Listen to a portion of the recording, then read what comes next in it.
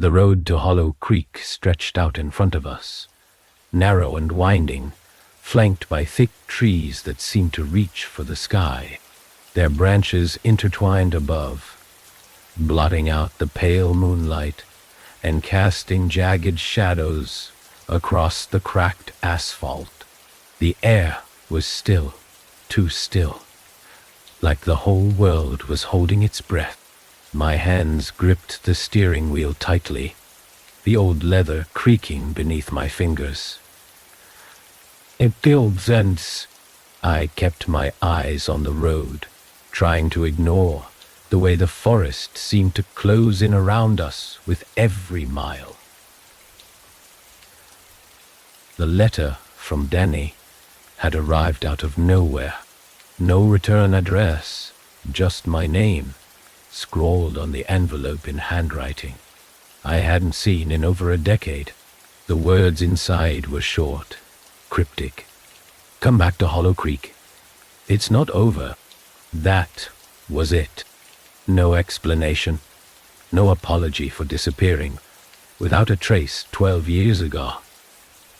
Just a map, hand-drawn and marked with an X deep in the woods outside of town. I hadn't wanted to come. None of us had. But the weight of those words, the unfinished business they represented, had been too heavy to ignore. Now, as the car bumped and jolted along the deteriorating road, I felt the same suffocating dread that had haunted me since the day Danny vanished. It was like the town itself was alive. Its roots tangled around my memories, dragging me back whether I wanted it or not. The headlights caught the edge of a sign, its paint faded and peeling. Welcome to Hollow Creek. The letters were barely legible, obscured by rust and overgrown vines. Beyond it, the town was eerily quiet. The streets lined with darkened windows and empty porches. Most of the houses looked abandoned, their roofs sagging, paint stripped away by time and weather. The few lights that were on flickered weakly, like they were barely holding on. We parked in front of the diner, the only place that still looked remotely alive. The neon sign buzzed faintly, its letters flickering in and out. Dear. Inside, the air was thick with the smell of burnt coffee and grease. A single waitress stood behind the counter, her eyes fixed on the floor as if she couldn't bear to meet ours. She didn't say a word. We took a booth near the back, her movements slow and mechanical as she set down chipped mugs of coffee and a basket of stale bread. The letter sat on the table between us, its edges worn from being folded and unfolded too many times. Brooke stared at it, her expression unreadable, while Ethan drummed his fingers nervously against the tabletop. Mike leaned back in his seat, his eyes darting toward the windows like he was expecting someone, or something, to appear out of the shadows. I don't like this, Ethan muttered, his voice low and tight. But none of us responded. We all felt it. The tension, the weight of being back in this place. It wasn't just the memories of Danny's disappearance. It was the way the town itself seemed to hum with something unseen, something wrong.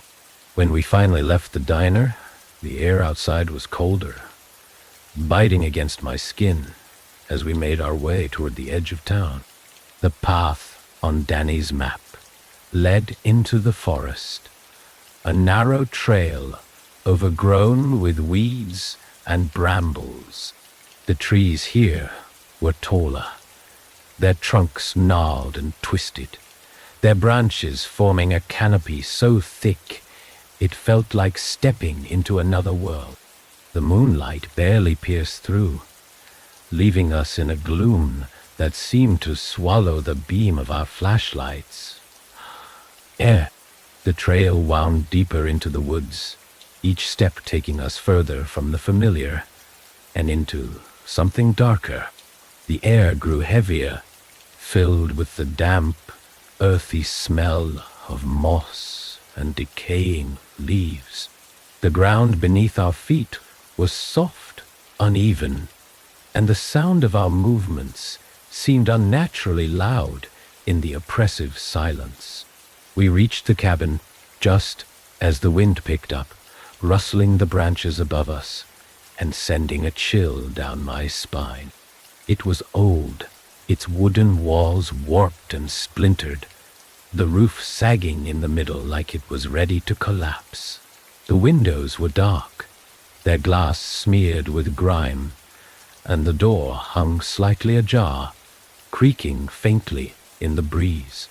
Inside, the air was stale, thick with dust, and the faint, metallic scent of rust, or something worse.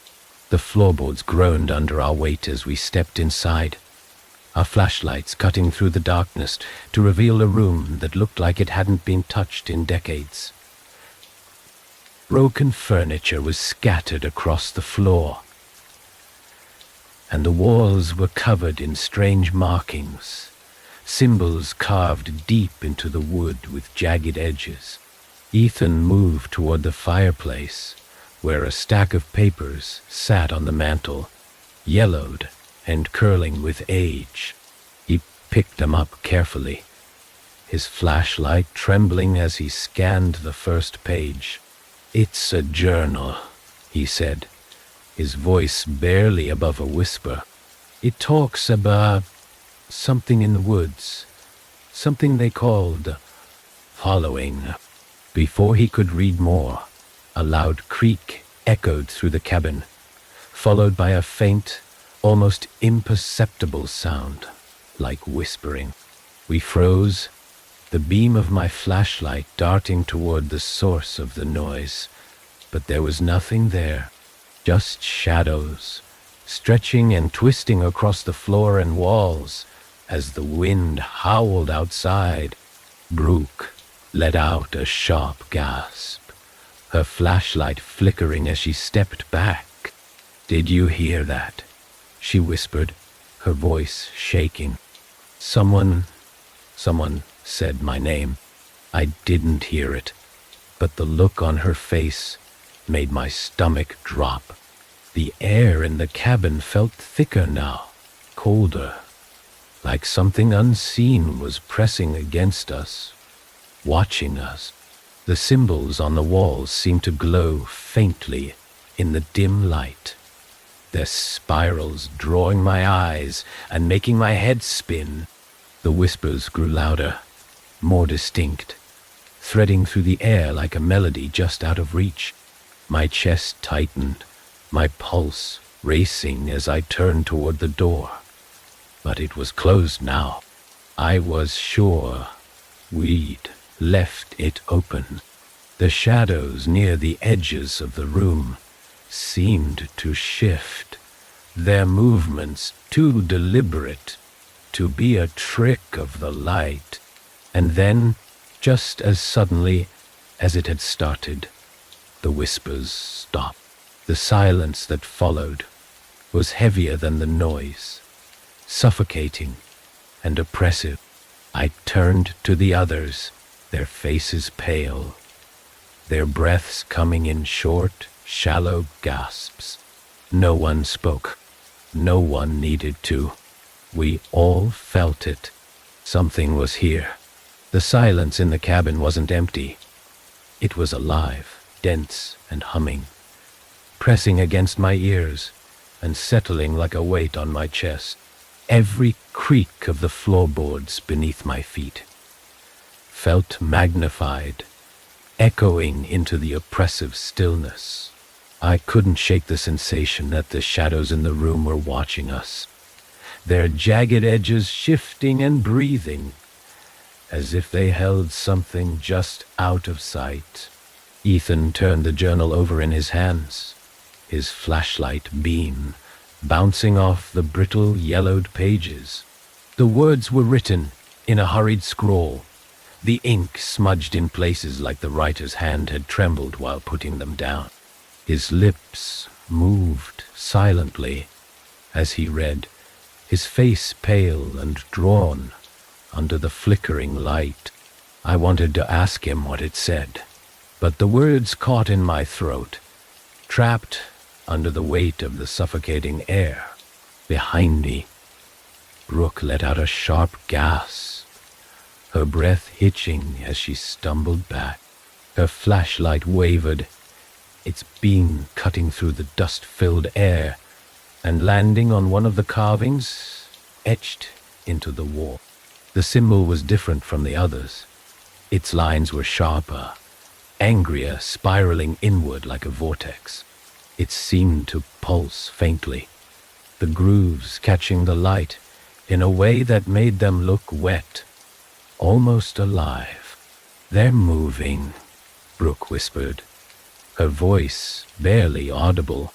Her eyes were wide, fixed on the symbol, and I could see the faint tremor in her hand as she pointed. "I swear they're moving." I turned my flashlight toward the wall, my pulse quickening. The symbols weren't moving, but there was something unsettling about the way they seemed to shift when I looked at them too long. The spirals drew my gaze inward, pulling at my thoughts, twisting them into knots that I couldn't untangle. My chest tightened, and I forced myself to look away, my hands shaking as I gripped the flashlight tighter.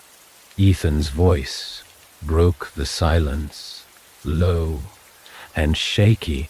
"It's not just a story," he said, his words heavy with something I couldn't quite name. Fear, maybe, or disbelief. This journal, it talks about something they called the hollowing. It says it's not a place, it's a thing, a presence. My stomach churned at the words, and a cold, creeping dread settled over me. I didn't want to ask, but the question slipped out before I could stop it. "What does it do?" Ethan hesitated, his eyes flicking to the doorway, as if he expected something to burst through at any moment. "It takes," he said finally, his voice barely above a whisper. "It takes everything." The air grew colder as he spoke, the temperature dropping so sharply that my breath fogged in front of me. The light from my flashlight flickered, and I felt the faint vibration of movement beneath my feet, like the earth itself was stirring. The shadows on the walls seemed to stretch and twist, their edges jagged and hungry, and the faint sound of whispering returned, threading through the air like a distant melody. Brooke backed toward the door, her movements jerky and frantic. "We shouldn't be here," she said, her voice trembling. "We need to leave. Now." None of us argued. The cabin felt wrong, like it was shrinking around us, the walls pressing closer with every passing second. Ethan stuffed the journal into his bag, his hands shaking as he zipped it shut. I turned toward the door, my flashlight sweeping across the room, but my steps faltered as the shadows seemed to thicken, pooling in the corners like liquid. A loud creak cut through the air, and the door slammed shut with a force that rattled the walls. Brooke screamed, spinning toward the noise, and I felt my heart lurch in my chest. I lunged for the door, grabbing the handle and yanking hard, but it didn't budge. The metal was icy under my palm, sending a sharp jolt of cold up my arm. and I pulled harder, my breath coming in short, panicked gasps. The whispering grew louder, the voices overlapping and blending into a low guttural hum that seemed to come from everywhere and nowhere all at once. The shadows began to move, sliding across the walls in slow, deliberate waves, their edges sharp and unnatural. My flashlight flickered again, the beam dimming until it barely cut through the thick, suffocating darkness. Ethan was shouting something, his voice muffled and distorted, but I couldn't make out the words. Brooke was pounding on the door, her fists slamming against the wood, but the sound was swallowed by the whispers, lost in the growing roar of the unseen presence pressing against us. My chest felt tight. Every breath a struggle as the air grew heavier, denser, filling my lungs with the metallic tang of decay. And then the light died completely. The darkness that followed was absolute, impenetrable, wrapping around me like a shroud. My senses felt dulled. The world around me reduced to the sound of my own ragged breathing and the faint, rhythmic pounding of my heart. The whispers were still there, closer now, their voices low and insistent, threading through my thoughts like 1,000 tiny needles. Something moved in the darkness, a faint shift of air that sent a chill down my spine. I froze, my hands gripping the useless flashlight as my ears strained for any sound. The presence was closer now, tangible, its weight pressing against my back, my chest, my mind. I couldn't see it, but I could feel it. Something vast and ancient, hungry and endless, reaching for us with unseen hands. A sudden piercing scream shattered the silence, high and raw, and it took me a moment to realize it was Brooke. The sound was cut off abruptly, leaving only the echoes of her terror hanging in the air. I spun toward where she had been, but there was nothing, just darkness, thick and unyielding, and the faint, lingering scent of something foul and wet. Brooke. B. Ethan's voice was hoarse, panicked, but there was no response. The whispers surged, louder and more frantic, their tones rising and falling like a chaotic symphony, and I felt the floor shift beneath me, the ground giving way as though it were alive. Move. I didn't know if it was me or Ethan who shouted, but it didn't matter. My feet moved on instinct, stumbling toward where I thought the door had been. My hands reached out blindly, grasping for something solid, but the walls were gone, replaced by an expanse of nothingness that stretched endlessly in every direction. The air around me vibrated, heavy with the weight of something unseen, and I felt the faint brush of fingers against my arm, cold, sharp, and impossibly light. I turned sharply, my breath hitching as the shadows began to coalesce, forming shapes that twisted and writhed, their edges jagged and indistinct. And then, just as suddenly as it had started, everything went still. The whispers stopped, the shadows froze, and the suffocating weight lifted, leaving only the faint echo of Brooke's scream lingering in the silence. I stood there, trembling, my pulse pounding in my ears. as the cabin seemed to breathe around me, its walls groaning and shifting as though alive. Whatever had taken Brooke wasn't done. It was still here. The silence that followed Brooke's scream was crushing, a suffocating void that pressed down on my chest and made my ears ring. I stood frozen in the darkness, my flashlight still useless in my hand, its beam long since swallowed by the oppressive black. The air felt thick and wet, clinging to my skin like a second layer, and the metallic tang in the back of my throat had grown sharper, almost bitter. I tried to call out her name, but the words stuck in my throat, strangled by the weight of the silence. Ethan was somewhere to my left, his breathing loud and ragged, broken by occasional gasps as he fumbled in the dark.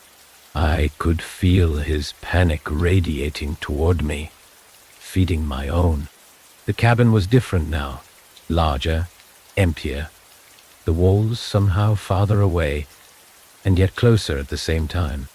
The room felt alive, its boundaries shifting and pulsing, the faint groaning of the wood beneath my feet like a heartbeat.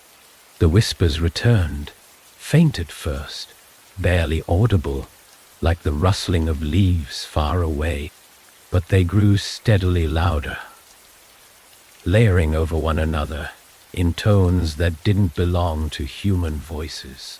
They were fragmented, incoherent, but filled with an urgency that made my stomach twist. They weren't just sounds, they were inside me, threading through my thoughts, pulling at my fears. Ethan's flashlight flickered weakly, its beam cutting jagged streaks through the darkness. For a moment I caught a glimpse of him, his face pale, his eyes wide, his hands trembling as he clutched at the journal he had taken from the fireplace. The pages fluttered in the stale air as though alive, the symbols and words scrawled across them, pulsing faintly with the same sickly light I had seen on the walls. "They're here," Ethan muttered, his voice shaking, barely more than a whisper. "They've always been here." I didn't ask what he meant. I didn't need to. The air was shifting again. The oppressive silence, broken by a low, resonant hum that seemed to come from all around us. It wasn't just a sound. It was a presence, filling the space like a shadow that you could feel but couldn't see. It pressed against my chest, my back, my mind squeezing tighter with every passing second. The floor beneath me trembled, a faint vibration at first, but quickly growing into a steady rhythmic pulse that matched the hum. The symbols on the walls flared to life, their spirals glowing brighter, their light casting long, jagged shadows that twisted and writhed like living things. The whispers rose with the light, their tones more urgent, more frantic, and I felt the ground shift beneath my feet as if it were alive, rippling like water under my weight.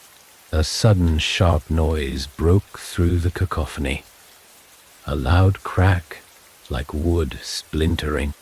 I turned sharply, my flashlight beam catching movement in the corner of the room.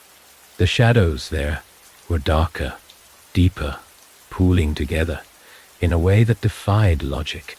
They twisted and stretched, their edges jagged, their shapes wrong. Something was there, something massive and shifting, its form barely discernible in the flickering light. It moved toward us, slow and deliberate, its shape constantly changing, flowing like smoke, but with weight, with intent. The whispers grew louder, almost deafening now, and I felt my legs buckle beneath me, my knees hitting the ground hard. The thing in the shadows loomed closer, its presence suffocating, and for a brief, terrifying moment, I thought I saw Brooke's face within it. Her eyes wide, her mouth open in a silent scream before she was swallowed by the darkness. Ethan grabbed my arm, yanking me to my feet, his grip bruising. "We have to move," he shouted, his voice barely audible over the roar of the whispers. I didn't argue. My legs moved on instinct, driven by sheer panic, as we stumbled toward what should have been the door. But the cabin wasn't the same anymore. The walls were wrong, the space shifting and stretching. The doorway now, just a jagged opening leading into more darkness. We didn't have a choice. The thing behind us was moving faster now, its shadowed tendrils reaching out, brushing against the walls and floor, leaving behind jagged cracks that pulsed with faint light. I felt one of them graze my shoulder, and a searing pain shot through me, spreading down my arm and into my chest. I bit back a scream, stumbling forward as Ethan dragged me through the doorway and into the night. The forest outside was worse than the cabin. The trees were taller, their branches gnarled and twisting together into shapes that blocked out the sky. The ground was soft and uneven, covered in a thick layer of dead leaves and moss that squelched underfoot. The air was colder here, sharper, and the whispers followed us, threading through the trees like an invisible fog. Ethan's flashlight flickered, its beam barely cutting through the dense shadows. The journal in his other hand flapped wildly, the pages glowing faintly in the dark, the symbols on them shifting and moving, as though alive. He stopped suddenly, his breathing ragged, his eyes darting around the clearing we had stumbled into. "They're leading us," he said, his voice flat, distant. "The symbols, they're guiding us." I wanted to argue, to tell him we needed to keep moving, but my voice wouldn't come. The weight in the air was back, heavier now, pressing against my chest and making it hard to breathe. The ground beneath us trembled again, a low, steady pulse that matched the whispers threading through the trees. Ethan stepped forward, his flashlight catching on something half buried in the moss, a stone, jagged and uneven, its surface carved with the same spiraling symbols that had covered the walls of the cabin. It was part of a larger structure, a ring of stones, encircling a pit in the center of the clearing.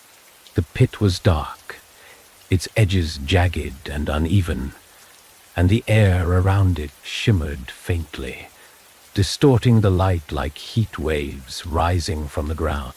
The whispers grew louder as we approached, their tones rising and falling in a chaotic, maddening rhythm. The pit seemed to hum in response, the vibrations growing stronger, spreading through the ground and up into my legs. I felt a pull, an invisible force drawing me closer, and I realized with a sinking dread that the thing in the cabin hadn't followed us. It had been leading us here all along. Ethan knelt beside the pit, the journal trembling in his hands as he flipped through its pages. The glow from the symbols cast strange shadows across his face, making his features look sharper, almost inhuman. "This is It, he said, his voice barely above a whisper. This is where it started. Before I could stop him, he reached out, his hand brushing against the edge of the pit. The air around us exploded with light and sound, a deafening roar that sent me stumbling back, my vision blurring as the ground beneath me cracked and shifted. The whispers surged, their tones sharp and frenzied, and I felt the pull grow stronger, dragging me toward the pit's edge. The last thing I saw before the light consumed us was Ethan's face, his eyes wide with terror, as the shadows surged up from the pit, reaching for him, for us. The pit consumed everything. Light, sound, even the air seemed to collapse inward, drawn into the abyss as if the world itself was unraveling. My body felt weightless, caught in a current I couldn't see, pulling me closer to the edge. I dug my fingers into the soft moss beneath me, the cold earth crumbling under my grip as I fought against the invisible force. The whispers were louder now, a frantic, deafening symphony of voices blending into something raw and primal. Ethan was gone. Envelop gone.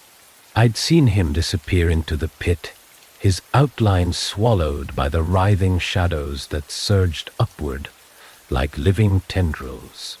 His flashlight had clattered to the ground, its beam flickering weakly as it rolled to a stop near the edge. For a moment, I thought I saw his face in the shadows, his eyes wide, his mouth open in a silent scream. But then it was gone, replaced by the endless void that pulsed and twisted at the center of the clearing. I tried to crawl backward, my legs trembling, the pull from the pit growing stronger with every passing second. The light from the carved stones flickered, their spirals shifting and warping like they were alive, feeding on the chaos around them.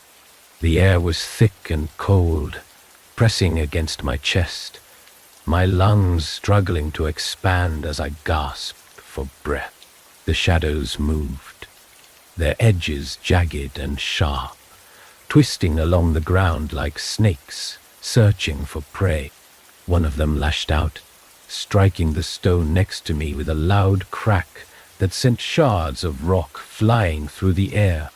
I scrambled to my feet, my vision blurred, my heart pounding so hard it felt like it might burst. Something was coming. The pit roared, a deep, guttural sound that vibrated through my bones, and the earth beneath me trembled violently. The tendrils of shadow pulled back, coiling around the edge of the pit like they were waiting for something to emerge. I couldn't see it yet, but I could feel it, the weight of its presence pressing down on me, a suffocating force that made my knees buckle. I stumbled toward the tree line, the faint glow of my discarded flashlight barely illuminating the ground in front of me. The whispers were everywhere now, inside my head, threading through my thoughts like barbed wire, pulling at memories and fears I'd tried to bury. My chest ached, every breath a battle as the shadows closed in, their movements deliberate and predatory. The forest wasn't the same. Ligani viewed, no less the Tilbich sten. The forest wasn't the same. The trees, once towering and ancient, now seemed twisted and wrong, their branches gnarled into unnatural shapes that clawed at the sky. The air was colder here, sharper, and the metallic tang I'd tasted before was stronger, coating my tongue and making my stomach churn. The light from the pit cast long, jagged shadows that stretched through the trees, their edges writhing like they were alive. I didn't know where I was going, only that I had to keep moving. The ground beneath my feet was uneven, slick with moss and roots that seemed to shift and grab at my ankles, slowing me down. My legs burned, my lungs screamed, but I couldn't stop. I could hear it behind me now, a low, rhythmic sound, like the breath of something massive and ancient, growing louder with every step. The forest opened into another clearing, smaller than the first, the trees forming a jagged circle around a single, massive stone. It was carved with the same symbols as the ones at the pit, their spirals glowing faintly, pulsing in time with the whispers that filled the air. The shadows here were thicker, darker, their edges sharp and jagged as they twisted along the ground, converging toward the stone like rivers of ink. The journal was there, lying open on the moss at the base of the stone, its pages fluttering despite the stillness of the air. I stumbled toward it, my hands trembling as I reached down, the words on the pages glowing faintly, their meaning twisting and shifting as I tried to read. The symbols were alive, their spirals pulling at my thoughts, threading through my mind like tendrils, filling my head with images I couldn't understand. Screaming faces, empty eyes, a vast, endless hunger. The whispers surged, louder and more insistent, and the shadows moved again, their tendrils stretching toward me. I stumbled back, clutching the journal to my chest, my heart hammering as the ground beneath the stone began to crack. The air grew colder still, the metallic tang sharp enough to burn, and the shadows writhed violently, their movements frenzied as the earth gave way. A hand grabbed my arm, yanking me backward, and I spun, my flashlight beam catching Julie's face. Her skin was pale, her eyes wide with terror, her breaths coming in short, ragged gasps. "We have to go," she said, her voice trembling, her grip tight enough to bruise. I didn't argue. My legs moved on instinct, following her through the trees as the clearing behind us erupted in light and sound. The ground shook violently, the roar from the pit echoing through the forest like thunder, and I could feel the shadows closing in around us, their tendrils snapping at our heels. The forest twisted and warped. As we ran, the trees shifting and bending, their branches forming a canopy so tight it blocked out the faint glow of the moon. The air was thick and heavy, filled with the whispers and the low guttural hum that seemed to come from the earth itself. My legs burned, my chest ached, but I couldn't stop, couldn't look back. Julie stumbled ahead of me, her flashlight flickering as she tripped over a root. I reached out, grabbing her arm and pulling her to her feet, my breaths coming in short, frantic gasps. The shadows were closer now, their tendrils lashing out, striking the ground and the trees, their movements growing faster, more desperate. We burst into another clearing, the ground here hard and uneven, scattered with jagged rocks that glinted faintly in the dim light. In the center of the clearing stood another stone, smaller than the last, but carved with the same spiraling symbols, their glow brighter and more erratic. The air here was colder, sharper, and the whispers were louder. filling my head with a chaotic, relentless chorus that made it impossible to think. Julie dropped to her knees, her flashlight clattering to the ground as she clutched her head, her face twisted in pain.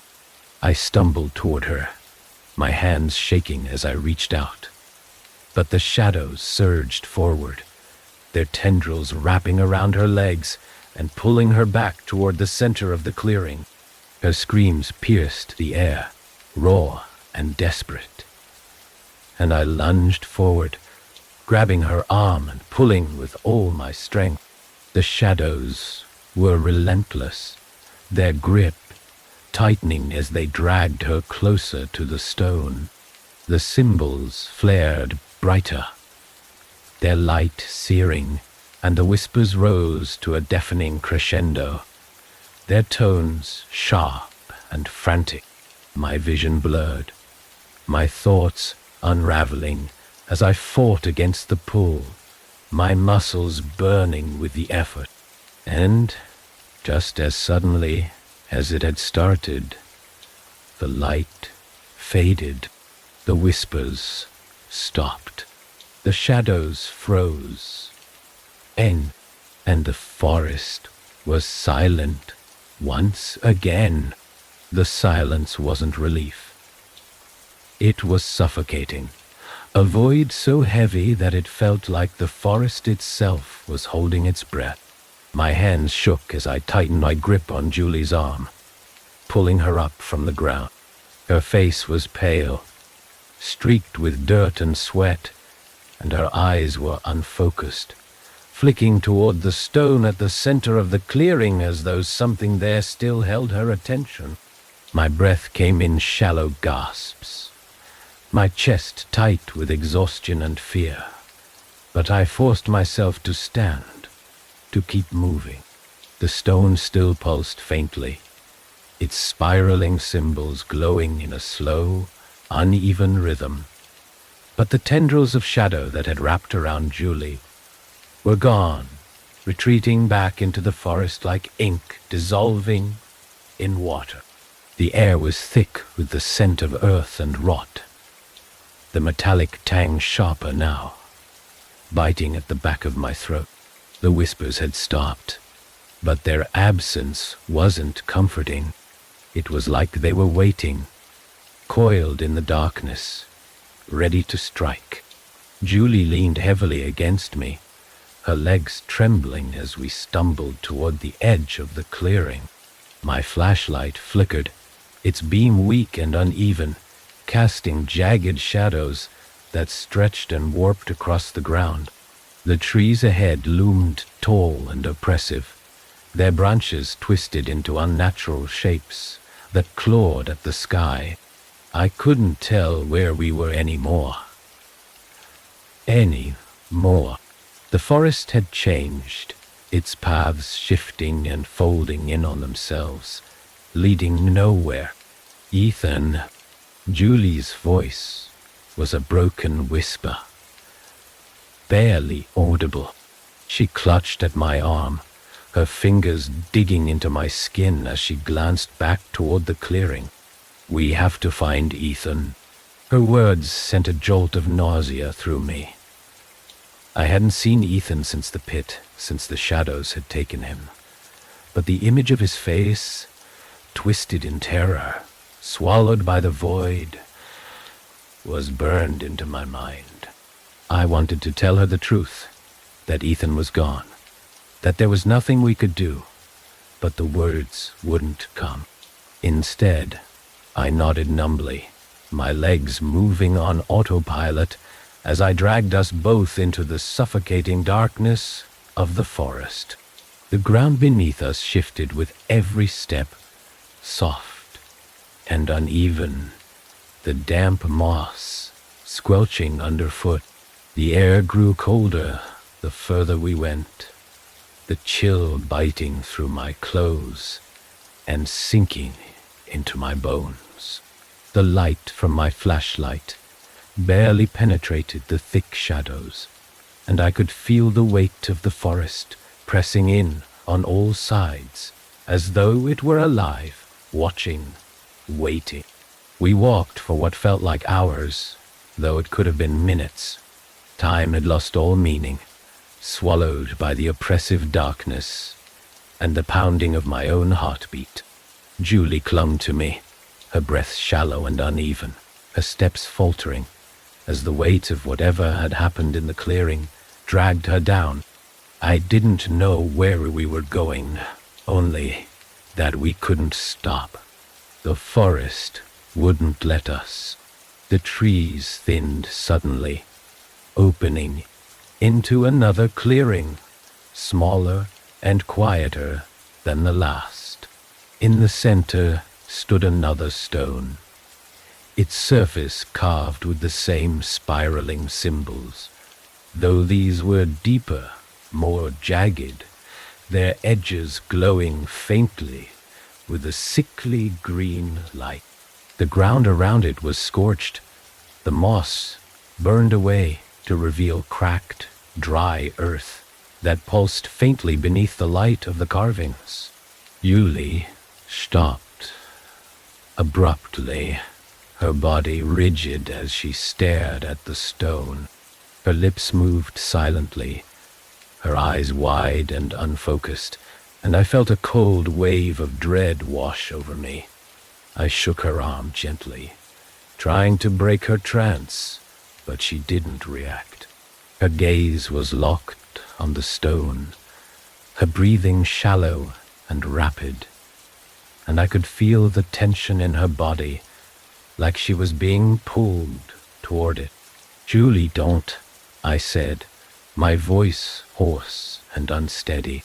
I stepped in front of her, blocking her view of the stone, but she pushed past me, her movements slow and deliberate, as though something unseen was guiding her. The light from the carvings flared slightly as she approached, casting long shadows that danced across the clearing, their shapes unnatural and wrong.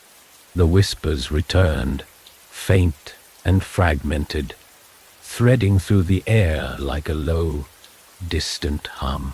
They weren't loud, but they were insistent, burrowing into my mind, pulling at my thoughts and twisting them into shapes I didn't recognize. The ground beneath us trembled slightly, the faint vibration growing stronger as Julie reached the edge of the scorched earth. I grabbed her arm, yanking her back just as her foot crossed the threshold. "It's not safe," I said, my voice trembling, but she barely seemed to hear me. Her eyes were wide, her pupils blown, and she was murmuring something under her breath. The words soft and indistinct, lost in the growing hum of the whispers. The ground cracked suddenly, the sound sharp and jarring in the heavy silence.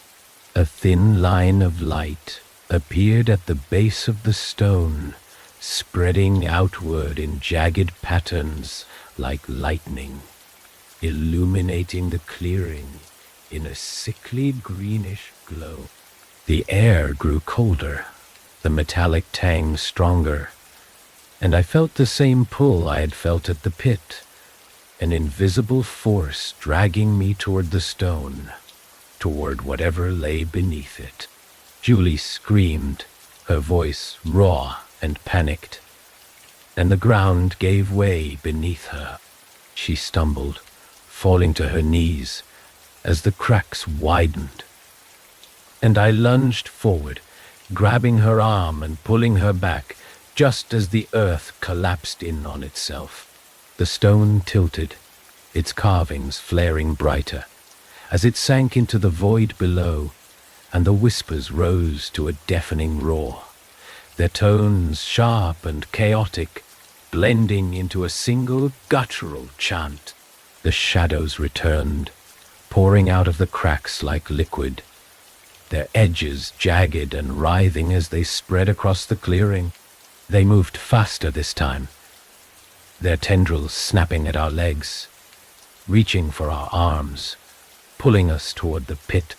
I fought against them, dragging Julie with me, my legs burning, my chest tight as the air grew heavier, colder, filled with the oppressive weight of the forest and the thing beneath it. We stumbled back into the trees, the shadows chasing us, their movements erratic and frantic. The ground shook violently, the sound of cracking stone and splintering wood echoing through the forest, and I could feel the pit behind us, its presence vast and ancient, a hunger that couldn't be filled. Julie fell, her flashlight slipping from her hand as she hit the ground. I turned, reaching for her, but the shadows were faster. They wrapped around her legs, her arms, pulling her back toward the clearing, toward the pit. Her screams pierced the air, sharp and desperate, and I lunged forward, grabbing her hand and pulling with everything I had. The shadows tightened, their grip cold and unyielding. But I didn't let go. My muscles burned, my vision blurred, and the whispers were everywhere, filling my head with chaos, with fear, with a hunger that wasn't mine. I pulled harder, the tendrils snapping and writhing as they fought against me, and with a final desperate yank, I dragged her free. We collapsed together, the shadows retreating, their edges curling and fading back into the darkness of the clearing. The ground stilled, the whispers faded, and the forest fell silent once more. But the pit was still there, waiting, hungry, and I knew it wasn't done with us yet. The forest pressed in around us, heavier than before. The trees, already twisted and alien, now seemed to lean closer, their gnarled branches clawing at the sky like skeletal fingers. The air was thick with a metallic tang, sharp and biting at the back of my throat. Every breath felt like I was inhaling the decay that surrounded us, as if the forest itself were rotting from within. Julie clung to my arm, her steps unsteady, her breath coming in shallow gasps. The whispers hadn't returned yet, but the silence wasn't comforting. It was charged, humming just beneath the surface, a quiet tension that made my skin crawl. I couldn't stop looking over my shoulder, certain that if I turned too slowly, I'd see the shadows rising again, creeping toward us like ink spreading across water. But every time I looked, there was nothing, just the darkness, still and waiting. "Oh," Julie stumbled, nearly pulling me down with her, and I caught her just before she hit the ground. Her face was pale, her eyes glassy, and her skin was cold to the touch. "We can't keep running," she whispered, her voice barely audible. "It won't let us go." I wanted to tell her she was wrong, that if we just kept moving, we could escape this nightmare. But the words felt hollow even before they left my throat. The forest didn't feel like something we could escape. It felt alive, aware, and no matter how far we ran, it was always there, circling, closing in. The ground beneath us shifted suddenly, a faint tremor that rippled through the earth and sent a jolt of panic through my chest. Julie's grip tightened on my arm, her eyes darting around the darkened forest. "Ebis tu, slow, sapano. Did you feel that?" she asked, her voice trembling. I nodded, unable to speak, as another tremor rolled through the ground, stronger this time. The trees swayed unnaturally, their roots groaning as they twisted in the earth. A low hum began to build in the air, faint at first, but growing louder, deeper, resonating through my bones. It wasn't just a sound. It was a presence, vast and ancient, pressing down on us with a weight that made it hard to breathe. The symbols. The thought came unbidden, sharp and intrusive, cutting through the haze of fear in my mind. I didn't know why, but I was certain the symbols were connected to this, to all of it. They had been on the stones, in the cabin, even carved into the trees. They weren't random. They were deliberate, a language older than anything I could comprehend. And whatever they were alive, pulsing with the same rhythm as the forest, the same rhythm as the whispers. Julie tugged at my arm, pulling me out of my thoughts. "Look," she said, pointing ahead. Her flashlight flickered weakly, its beam barely cutting through the thick darkness. But I could see what she was pointing at. Another clearing, its edges lined with jagged stones that seemed to grow out of the ground like teeth. In the center of the clearing stood another stone pillar, taller than the others, its surface covered in the same spiraling symbols. But these were different. They glowed brighter, their edges sharper, and the spirals seemed to twist inward, drawing my eyes toward the center until my head spun and I had to look away. The air around the pillar was colder, sharper, and the hum was louder here, vibrating through the ground and up into my legs. Julie took a step forward, her movements hesitant, her flashlight shaking in her hand. "We have to do something," she said, her voice strained. "We can't keep running. It's Dolly." Her words were cut off by a sudden, deafening roar. The ground beneath us heaved violently, throwing us to our knees, and the air was filled with a sharp, acrid smell that burned my nose and throat. The shadows returned, surging from the edges of the clearing, their tendrils twisting and writhing as they reached for us. I grabbed Julie, pulling her back as the shadows lashed out, striking the ground and the stones with a force that sent cracks spider-webbing through the earth. The whispers rose again, louder this time, their tones sharp and discordant, blending into a chaotic symphony that filled my head and made it impossible to think. The pillar in the center of the clearing flared with light, its symbols burning brighter, their spirals spinning faster until they blurred together into a single glowing mass. The shadows recoiled from the light, their movements frantic and erratic, but they didn't retreat. They circled the clearing, their tendrils snapping at the air, testing the boundaries of the light. Julie pulled away from me, her eyes fixed on the pillar. "It's a seal," she said, her voice trembling but certain. "It's holding it back." "What?" I shouted, barely able to hear my own voice over the roar of the whispers. But she didn't answer. She was already moving toward the pillar, her flashlight clutched tightly in one hand, the other reaching for the spiraling symbols. "No!" I lunged for her, grabbing her arm. But it was too late.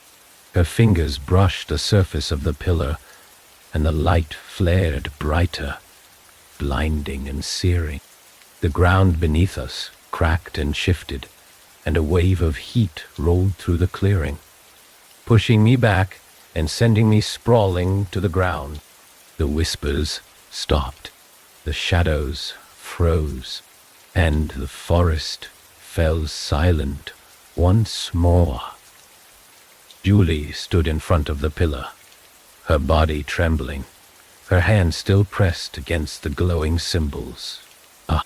The light pulsed around her, growing brighter with each beat, and I could see the strain on her face, the tension in her muscles, as if she were holding something back.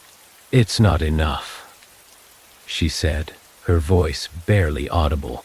She turned to look at me, her eyes filled with a mix of fear and determination. "It's breaking through. We need to finish it." "What does that mean?" I asked, my voice shaking. But I already knew the answer. The forest, the whispers, the shadows, they weren't going to stop. Not until they had what they wanted. And I was starting to understand what that was. The air around us shifted, heavier now, almost vibrating with the force of something vast and unseen pressing against it. The light from the pillar pulsed brighter, casting jagged shadows across the clearing, their edges writhing and curling like living things. Julie stood frozen, her hand still on the spiraling symbols, her body trembling as the glow from the stone intensified, spilling out into the darkness like a wave. The shadows recoiled from the light, but they didn't retreat. They circled just outside its reach, waiting, twisting, and growing in number. "It's not going to hold," Julie said, her voice tight and strained. Sweat streaked her face, and her knuckles were white where they gripped the stone. "It's weakening, whatever's down there. It's too strong." I stared at her, my heart pounding, the air around us so thick I could barely breathe.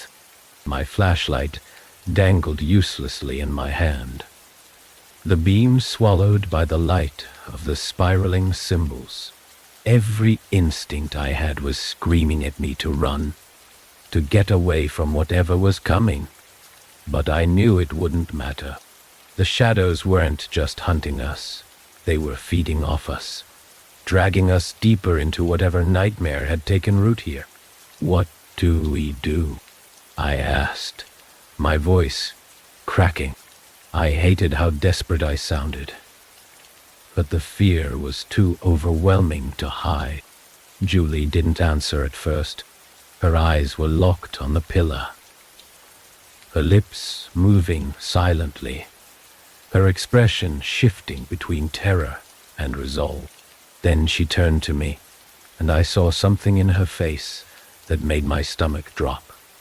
"Oh, we have to seal it," she said, her voice trembling but steady. "And but steady. Completely. That's the only way to stop this." How? The word slipped out before I could stop it, my voice rising in panic. I already knew the answer.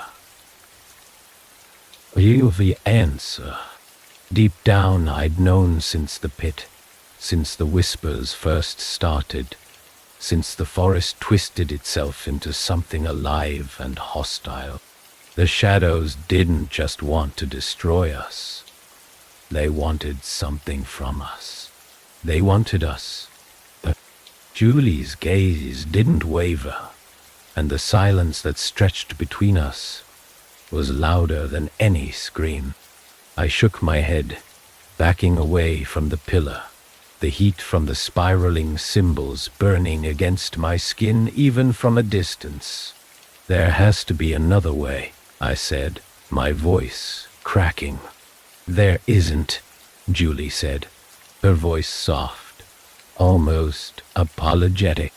Her hand slid down from the pillar, her knees buckling as she stumbled toward me. "It needs a sacrifice. That's the only thing keeping it from breaking through." I couldn't speak. "Oh, Luvin." I couldn't speak. My throat was tight, my thoughts spinning out of control as the shadows closed in, their tendrils reaching toward the edge of the clearing, testing the barrier of light. The ground beneath us trembled, the cracks spreading outward from the base of the pillar, glowing faintly with the same sickly light as the symbols. Julie grabbed my hand, her grip firm but shaking, and pulled me closer to the pillar. "It's not just about us," she said, her voice urgent. "If this thing gets out, it won't stop here. It'll spread. The forest, the town, everything will be gone. Consumed."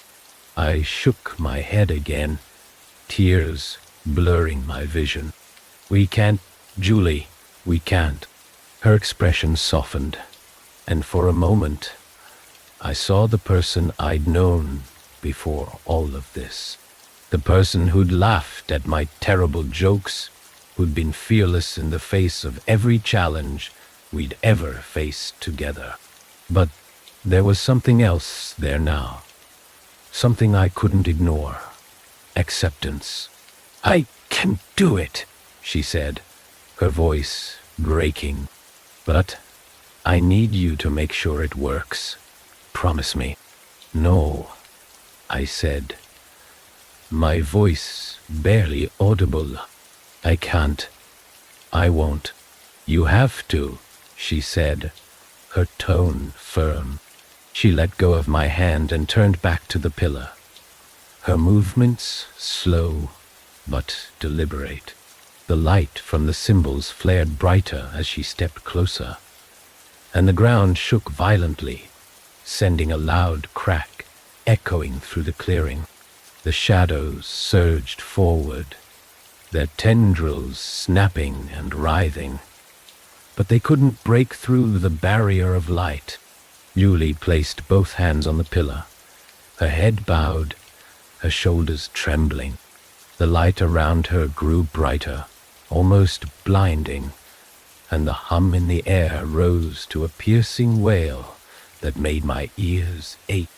The shadows thrashed wildly, their movements frenzied, their whispers rising to a deafening crescendo that filled the air with a chaotic, maddening symphony. I wanted to run to her, to pull her away, to stop whatever was happening. But my feet wouldn't move. I stood frozen, tears streaming down my face, my body shaking as the shadows closed in around us, their hunger palpable, suffocating. The ground beneath the pillar split open, a jagged fissure that glowed with a deep, pulsing red light. And I felt the pull again, stronger this time, dragging me toward the center of the clearing. Julie looked back at me one last time, her face illuminated by the glow of the symbols. "Remember," she said, her voice barely audible over the roar of the whispers. "Don't let it break through." Before I could respond, she stepped into the light, her body disappearing into the spiraling glow of the pillar. The light flared brighter, blinding and searing, and the ground heaved violently, sending me sprawling to the ground. The whispers stopped abruptly, replaced by a deep, resonant silence that filled the clearing, heavy and oppressive. The light faded slowly, the glow from the pillar dimming until it was just a faint, pulsing ember. The shadows were gone, their tendrils retreating into the cracks in the earth, and the air was still, almost peaceful. I crawled toward the pillar, my breaths coming in ragged gasps, my hands trembling as I reached for the surface. It was cold now, lifeless, the spiraling symbols dark and inert. Julie was gone. Anyone's tomb. The clearing was empty, the forest silent, but I could still feel it. The weight of the thing beneath us, waiting, hungry. The fissure in the ground had closed, but the cracks remained. Faint lines etched into the earth like scars.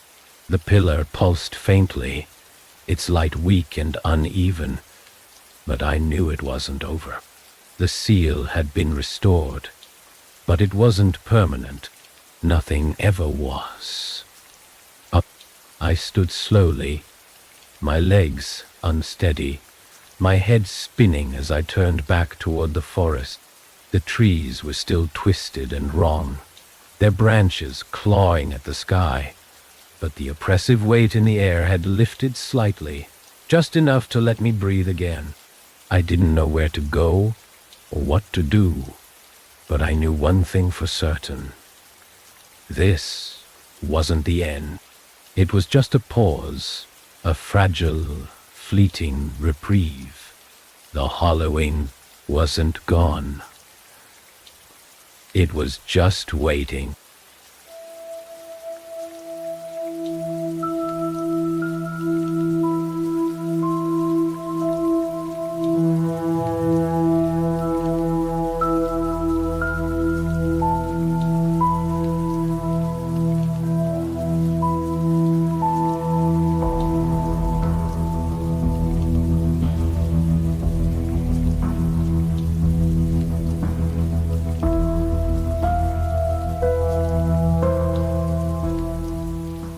The road to Black Hollow stretched out like a vein, winding through the dense forest that bordered Lake Michigan. The trees loomed tall and close, their bare branches clawing at the sky like skeletal fingers. The air was heavy, with the smell of damp earth and decay, thick enough to taste. My knuckles ached from gripping the steering wheel, my fingers refusing to loosen even as my palms grew slick with sweat. The headlights barely cut through the thickening mist, the glow bouncing off the fog and making everything outside the car seem closer, more suffocating. The letter from Marcus had been waiting for me when I got home a week ago, sitting on my kitchen table as though it had been placed there by someone who knew how to get in, without leaving a trace. No return address, no postmark, just my name scrawled on the envelope in handwriting I hadn't seen in over a decade. Inside, a single sheet of paper with 3 words written in bold, uneven letters. Come to Black Hollow. Marcus had been gone for 15 years. We'd all assumed he was dead after that night in the woods, the night he vanished during what should have been a harmless camping trip by the lake. No body, no clues. Just the lingering sense that something had gone terribly, irrevocably wrong.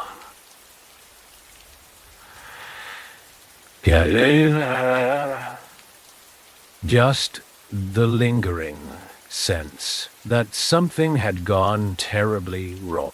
And now, after all this time, his voice was calling me back. The others were waiting when I pulled up to the old diner on Main Street, its flickering neon sign buzzing faintly in the cold night air. The place hadn't changed much since we were kids. The same cracked linoleum floors, the same smell of burnt coffee and fryer grease hanging in the air like a ghost. Emma and Nate were huddled in a booth near the back, their faces pale and drawn, their expressions tight with something that might have been fear or exhaustion, or both.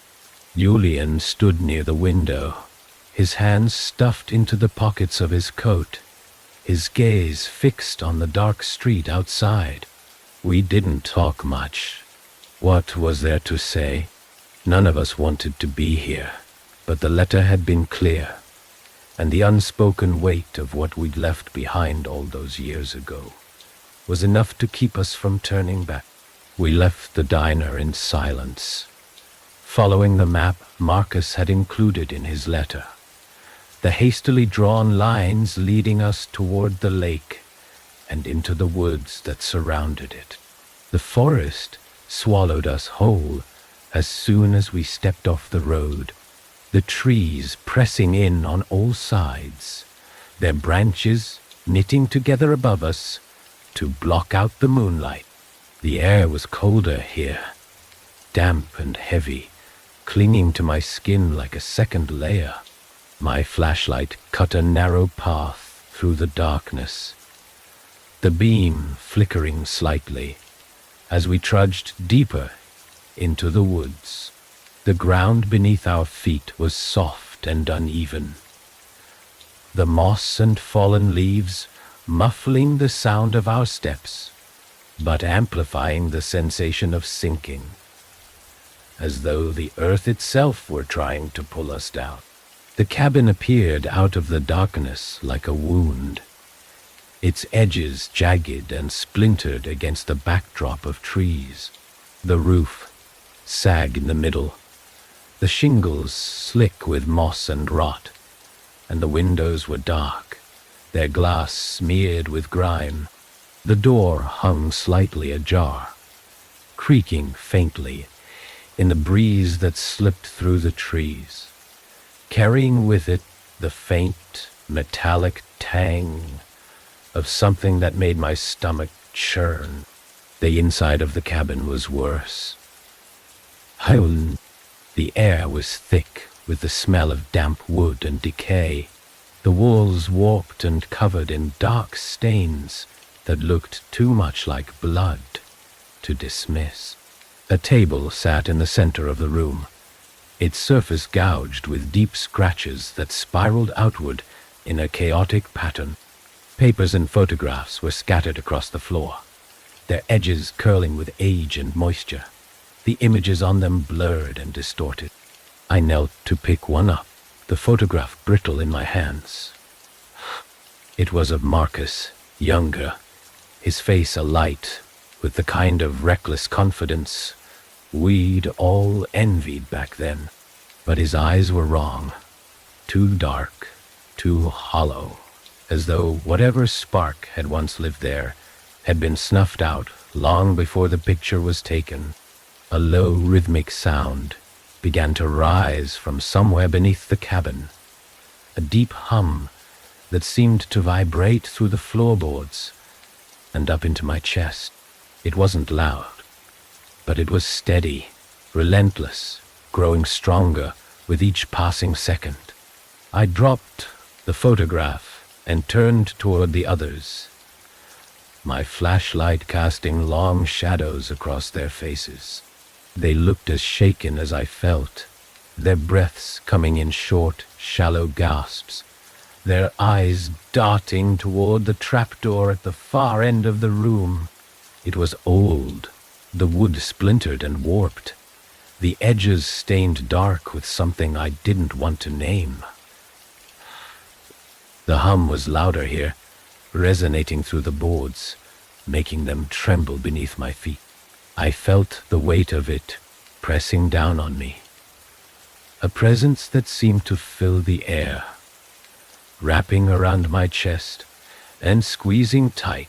The trapdoor wasn't locked, but it resisted when I pulled at it, as though something on the other side didn't want it to open.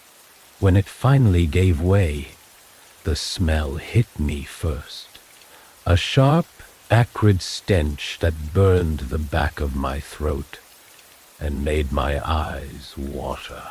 The beam of my flashlight pierced the darkness below, illuminating a narrow set of stairs that led down into the earth.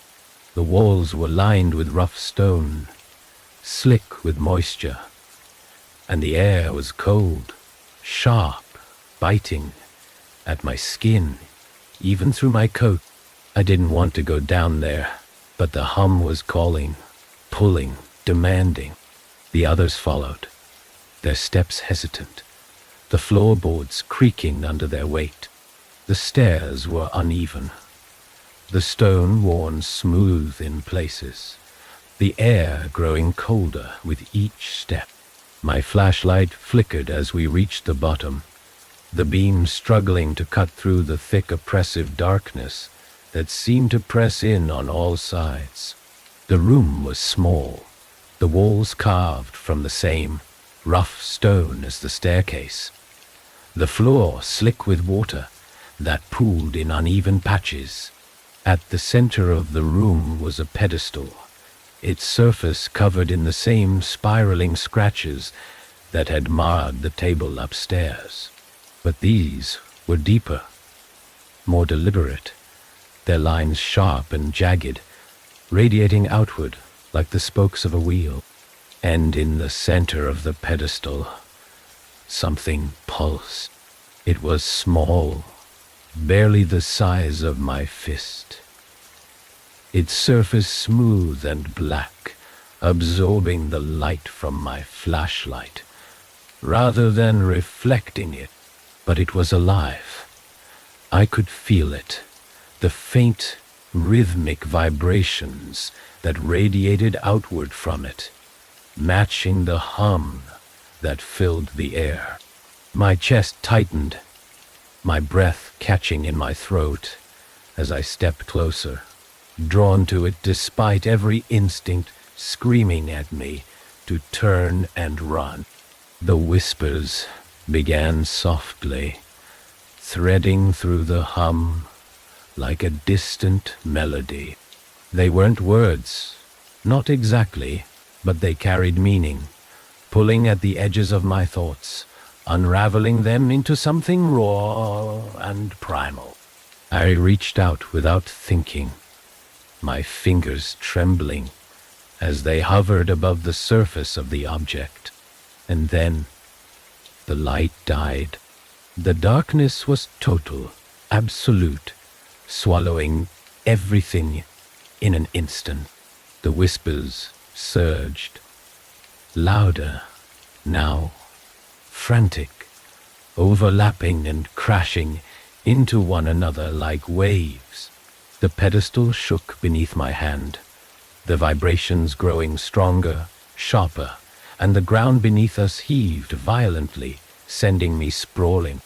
The air was heavy with the smell of ozone, and something deeper, something ancient.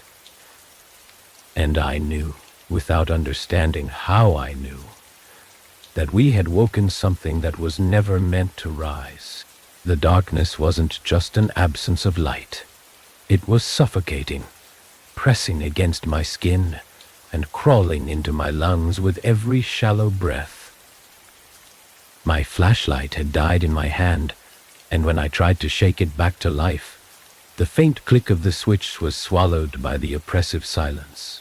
The whispers filled the void instead, faint and disjointed at first, but growing louder, weaving together into something too fluid to be words, too structured to be noise. My stomach churned, and I forced myself to breathe, to move, to focus on anything other than the hum that seemed to vibrate through the marrow of my bones. Someone was breathing heavily behind me, ragged and panicked, their exhalations sharp and uneven in the dead air. It had to be one of the others, Emma, Nate, or Julian, but I couldn't bring myself to turn around. The pedestal in front of me still pulsed faintly, a rhythmic vibration that spread outward through the ground like the ripple of a stone dropped in still water. Whatever lay at its center, the object I'd been inches away from touching before the light vanished, was alive. I couldn't see it, but I could feel it. Its presence reaching out like unseen fingers, threading through the air. A sharp sound shattered the whispers. A crack, like stone splintering under sudden pressure. I flinched, stumbling backward as the floor beneath us shifted. The ground wasn't solid anymore. It's everything there, even to stand at peak. It buckled and trembled underfoot, like something vast and restless was stirring beneath the surface. My knees gave way, and I hit the slick stone hard, the impact rattling my teeth and driving the breath from my lungs. I scrambled to my hands and knees, the cold dampness of the floor soaking into my palms, and tried to orient myself. But there was nothing, no light, no direction, only the oppressive void and the faint sound of "Who's there?" Emma's voice broke through the dark, sharp with panic. It was barely more than a whisper, as though she were afraid of drawing too much attention. "Did you hear that?" Something moved. Before she could finish, the whispers surged, louder now, overlapping and crashing together in a discordant cacophony. They weren't coming from one direction. They were everywhere, surrounding us, filling the room, crawling into my head. The words weren't clear, but the intent behind them was sharp and invasive. They were pulling at me, unspooling my thoughts, and twisting them into something raw, something frantic. The ground shook again, harder this time, and I felt the faint shift of air beside me, movement, fast and deliberate. I turned sharply, but the darkness offered no answers, only the faint, wet sound of something sliding across the stone. It wasn't one of us. It couldn't be. A scream pierced the air, high and desperate, cutting through the whispers like a jagged blade. It was Julian, somewhere to my left, his voice raw with terror. The sound was cut off abruptly, swallowed by the dark, and the silence that followed was heavier than before, like the room itself had closed in, shrinking around us. My pulse thundered in my ears, my hands shaking as I clawed at the damp floor, trying to stand, to move, to do anything but sit there and wait for whatever had taken Julian to take me too. Julian. Emma's voice was shrill now, frantic, but there was no response. The whispers swelled again, drowning out her cries, and I felt a cold rush of air behind me, the unmistakable sensation of something moving closer. My body froze, every muscle locked in place as the presence loomed over me, vast and consuming, the weight of it pressing against my back and shoulders like a physical force. Nate grabbed my arm, yanking me to my feet with a strength I didn't know he had. "We have to move," he said, his voice tight and low, barely audible over the noise. He didn't wait for me to respond. He didn't wait for me to respond. His grip was iron as he dragged me backward, away from the pedestal, away from the whispers and the hum and the terrible, shifting darkness that seemed to pulse with its own heartbeat. The stone walls of the chamber felt closer now, their rough, damp surfaces brushing against my shoulders as we stumbled blindly through the dark. My hands scraped against jagged edges, leaving trails of warmth, on the cold rock that I knew were blood. Emma was ahead of us, her breathing loud and erratic as she fumbled through the narrow passageway, her flashlight flickering weakly in her trembling hand. The beam barely cut through the dark, but it was enough to keep us moving, enough to convince me that we hadn't been completely consumed. The whispers followed, relentless and insistent, threading through the silence like needles piercing flesh. The ground beneath us continued to tremble, faint vibrations that felt like the prelude to something much worse.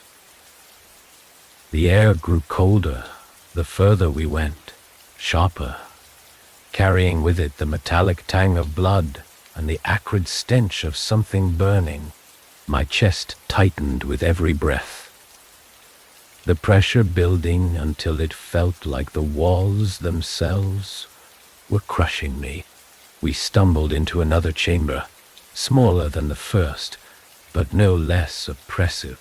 The air here was thicker, heavier, laced with a faint hum that set my teeth on edge. The light from Emma's flashlight illuminated another pedestal at the center of the room. This one larger, its surface carved with deep, spiraling symbols that glowed faintly with a sickly green light. The ground around it was cracked and uneven, and the walls were lined with dark stains that glistened in the dim light. Emma stopped abruptly, her flashlight beam shaking as it swept across the pedestal. "What is this?" she whispered, her voice trembling. Her words hung in the air, unanswered, as the whispers grew louder, their tones rising and falling like a chaotic symphony.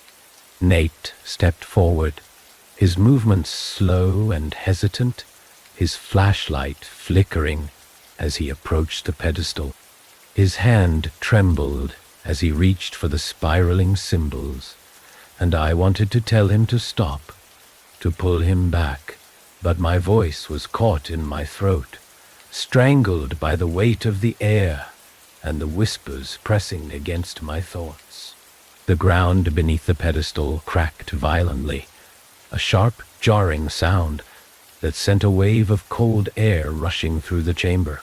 The light from the symbols flared brighter, casting jagged shadows across the walls, and the hum rose to a deafening pitch that made my head throb. Nate stumbled back, his flashlight clattering to the ground, and I saw it, a shape rising from the cracks, dark and shifting, its edges blurred and indistinct, its form constantly changing. The whispers surged, louder now, frantic, and I realized they weren't just in the room. They were in my head, pulling at my memories, my fears, threading through my thoughts with invasive precision. The thing above the pedestal loomed closer, its presence filling the chamber, its movements slow and deliberate, as though it were testing the boundaries of its new form. And then it stopped. The whispers fell silent, the air heavy with anticipation, and for a brief, terrible moment, everything was still. Then the light went out. The darkness wasn't empty. It breathed. I could feel it moving, thick and alive, wrapping around me like a shroud. The whispers returned, threading through the silence with a chilling rhythm, their overlapping tones burrowing into my thoughts like splinters. My flashlight was dead in my hand, its weight useless and heavy, and when I tried to move, my legs felt like they were trapped in quicksand. The ground beneath me wasn't solid anymore. It shifted and pulsed, as if something massive and unseen stirred beneath the surface. Emma's shaky breaths broke the silence, her voice trembling as she called out, "Where's Nate? Where is he?" Her flashlight beam danced erratically across the chamber, illuminating jagged cracks in the stone walls and floor. The shadows twisted and warped with the light, writhing like living things. And I could feel the air growing heavier, colder, pressing against my chest, until every breath was a struggle. Nate had been right in front of me. Envelop, the formed abyss. I'd seen him step toward the pedestal, his hand outstretched toward the spiraling symbols.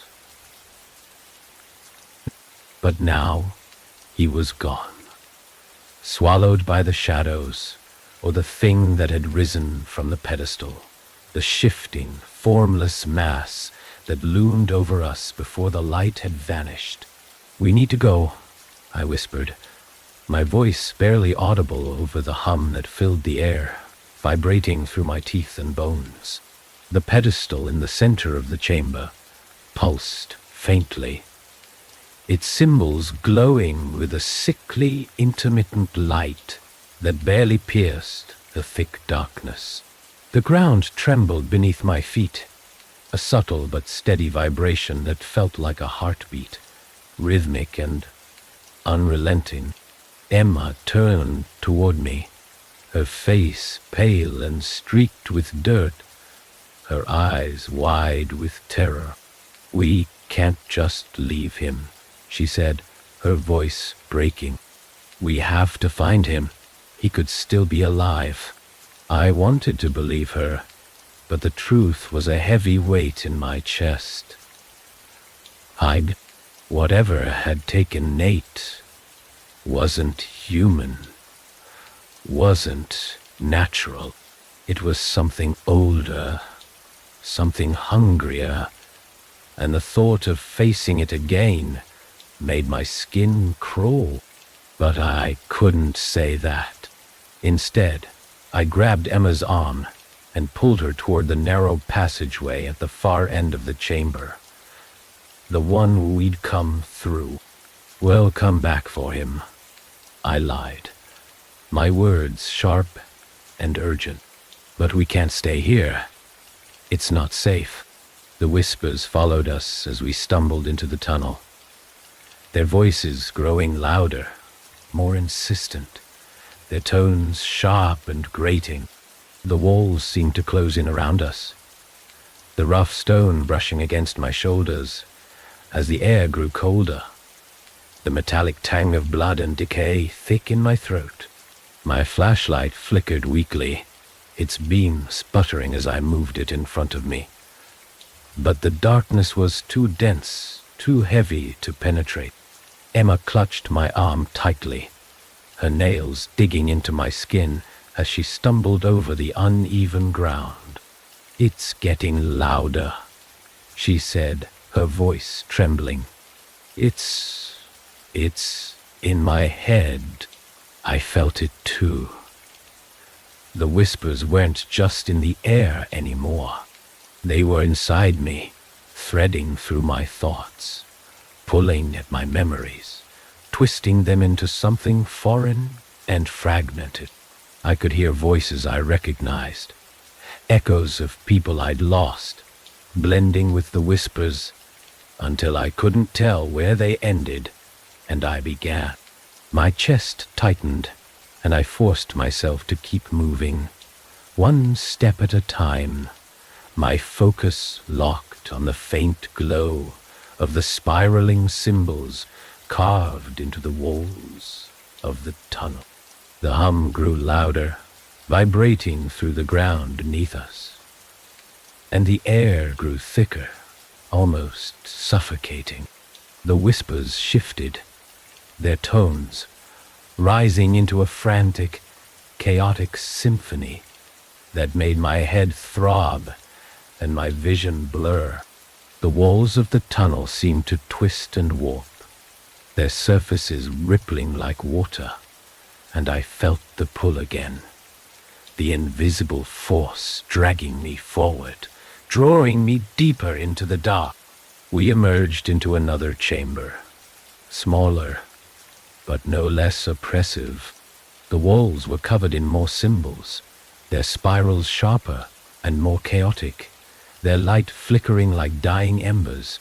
The ground was uneven, slick with water that pooled in jagged cracks, and the air was colder here, biting against my skin.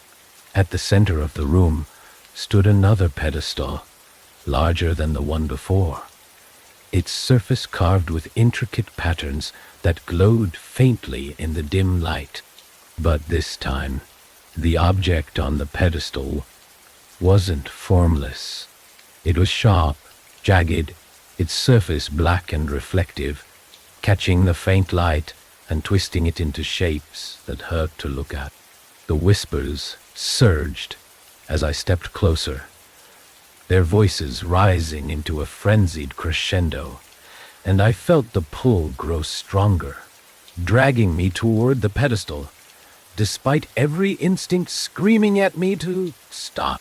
Emma grabbed my arm, her nails digging into my skin. "Don't," she said, her voice shaking. "It's what it wants. Don't touch it." I hesitated, my breath catching in my throat. But the pull was relentless, the weight of it pressing against my chest, my thoughts, my will. The object pulsed faintly, its surface rippling like liquid, and I could feel its presence reaching out, threading through the air like a cold, invisible hand. My fingers trembled as I reached for it, my mind unraveling as the whispers drowned out Emma's voice, her pleas lost in the roar. The moment my fingers brushed the surface, the chamber exploded with light and sound. The whispers rose into a deafening scream, the ground heaving violently beneath us as the walls cracked and splintered, chunks of stone crashing to the ground. The object burned against my skin, its heat searing, and I felt it move, shifting, writhing, alive. Emma screamed, her voice piercing through the chaos, and I turned to see the shadows surging from the cracks in the walls and floor, their tendrils snapping and writhing as they reached for us. The pedestal trembled, its spirals glowing brighter, and the hum rose into a sharp, piercing wail that made my head feel like it was splitting apart. The shadows were faster than before, their movements erratic and desperate, and I felt one of them graze my arm, its touch cold and sharp, slicing through my sleeve and into my skin. Blood dripped onto the stone floor, dark and slick, and the shadows recoiled, their tendrils curling back as though they'd been burned. I grabbed Emma's hand, pulling her toward the far end of the chamber, where another passageway loomed, its entrance narrow and jagged. The shadows followed, relentless, their movements frantic as the light from the pedestal flared brighter, casting jagged shadows across the walls. We ran, the whispers chasing us, the ground trembling beneath our feet. The passageway twisted and turned, the air growing colder, the walls narrowing until they scraped against my shoulders. My chest ached, my breaths coming in short, ragged gasps. But I didn't stop. I couldn't. The whispers were inside me now, threading through my thoughts, pulling at the edges of my mind. And I knew deep down that whatever had taken Nate was still following us, still waiting. The tunnel twisted sharply, the walls narrowing until it felt like they were pressing against my shoulders, the cold stone brushing my skin through my torn jacket. The whispers had grown quieter, but didn't disappear. They lingered just on the edge of hearing, like a faint hum threading through the air. Every now and then, I could feel the faint pull of them, like cold fingers brushing the back of my neck. Emma stumbled behind me, her breath short and shallow, her flashlight flickering weakly in the suffocating dark. The ground beneath us was uneven, slick with moisture, and each step felt heavier, slower, like the tunnel itself was trying to drag us down. My own flashlight barely held on, the beam sputtering in time with my labored breaths. The air was colder now, sharp and metallic, and it stung with each inhale, scraping at the back of my throat. Ahead, the tunnel widened abruptly, opening into a chamber that felt impossibly large in the darkness. My flashlight beam barely scratched the surface of the void, but I could see faint glimmers, points of light scattered across the ground like shards of broken glass. The floor was uneven, jagged with cracks that pulsed faintly with the same sickly green glow as the symbols carved into the walls. The whispers returned, louder now, their tones sharper, more deliberate, cutting through the silence like blades. Emma stopped just behind me, her hand gripping my arm tightly. "Do you feel that?" she whispered, her voice trembling. I did. The air in the chamber was heavier, denser, pressing against my chest like a weight. It was more than just a feeling. It was a presence, vast and oppressive, filling the space and wrapping itself around us. My legs felt weak, my knees threatening to buckle under the sheer weight of it. The beam of my flashlight caught movement near the center of the chamber. A shadow, shifting and flickering, its form indistinct but deliberate. It wasn't like the shadows that had followed us before, the ones that writhed and lashed out with jagged edges. This was different, slower, heavier, like it was waiting. I tightened my grip on the flashlight, the metal cold and slick in my hand, and forced myself to step closer. The shadows around the chamber shifted as I moved, pulling back from the light, retreating into the edges of the space where the darkness was thicker. The whispers grew louder with each step, their tones overlapping and merging into a low, guttural hum that vibrated through my teeth. The faint glimmers on the ground weren't just shards of light. They were symbols, carved deep into the stone, their spirals radiating outward in chaotic patterns that seemed to twist and shift when I looked at them too long. At the center of the chamber, another pedestal rose from the ground, its surface covered in the same spiraling symbols as the walls and floor. But this one was different. The symbols weren't just glowing. They were alive, pulsing and writhing like veins beneath the skin. And on top of the pedestal, something moved. It was small, no larger than a fist, its surface slick and black, absorbing the light rather than reflecting it. But it wasn't the size or the shape that froze me in place. It was the way it pulsed, the way it vibrated with a faint, rhythmic energy that matched the hum in the air, the whispers in my head, the pounding of my heart. I could feel it, not just with my senses, but with something deeper, something primal. It wasn't just alive. It was aware. Emma gasped behind me, her flashlight beam flickering as it landed on the pedestal. "That's it," she said, her voice barely above a whisper. "It's calling." I wanted to tell her to stop, to turn back, to leave the chamber and never look back, but the words stuck in my throat. My legs moved on their own, dragging me closer to the pedestal, closer to the thing that sat atop it, even as every nerve in my body screamed at me to run. The whispers surged, louder and more urgent, threading through my thoughts with a precision that made my head spin. I was close enough now to see the cracks spreading outward from the pedestal, thin and jagged, their edges glowing faintly with that sickly green light.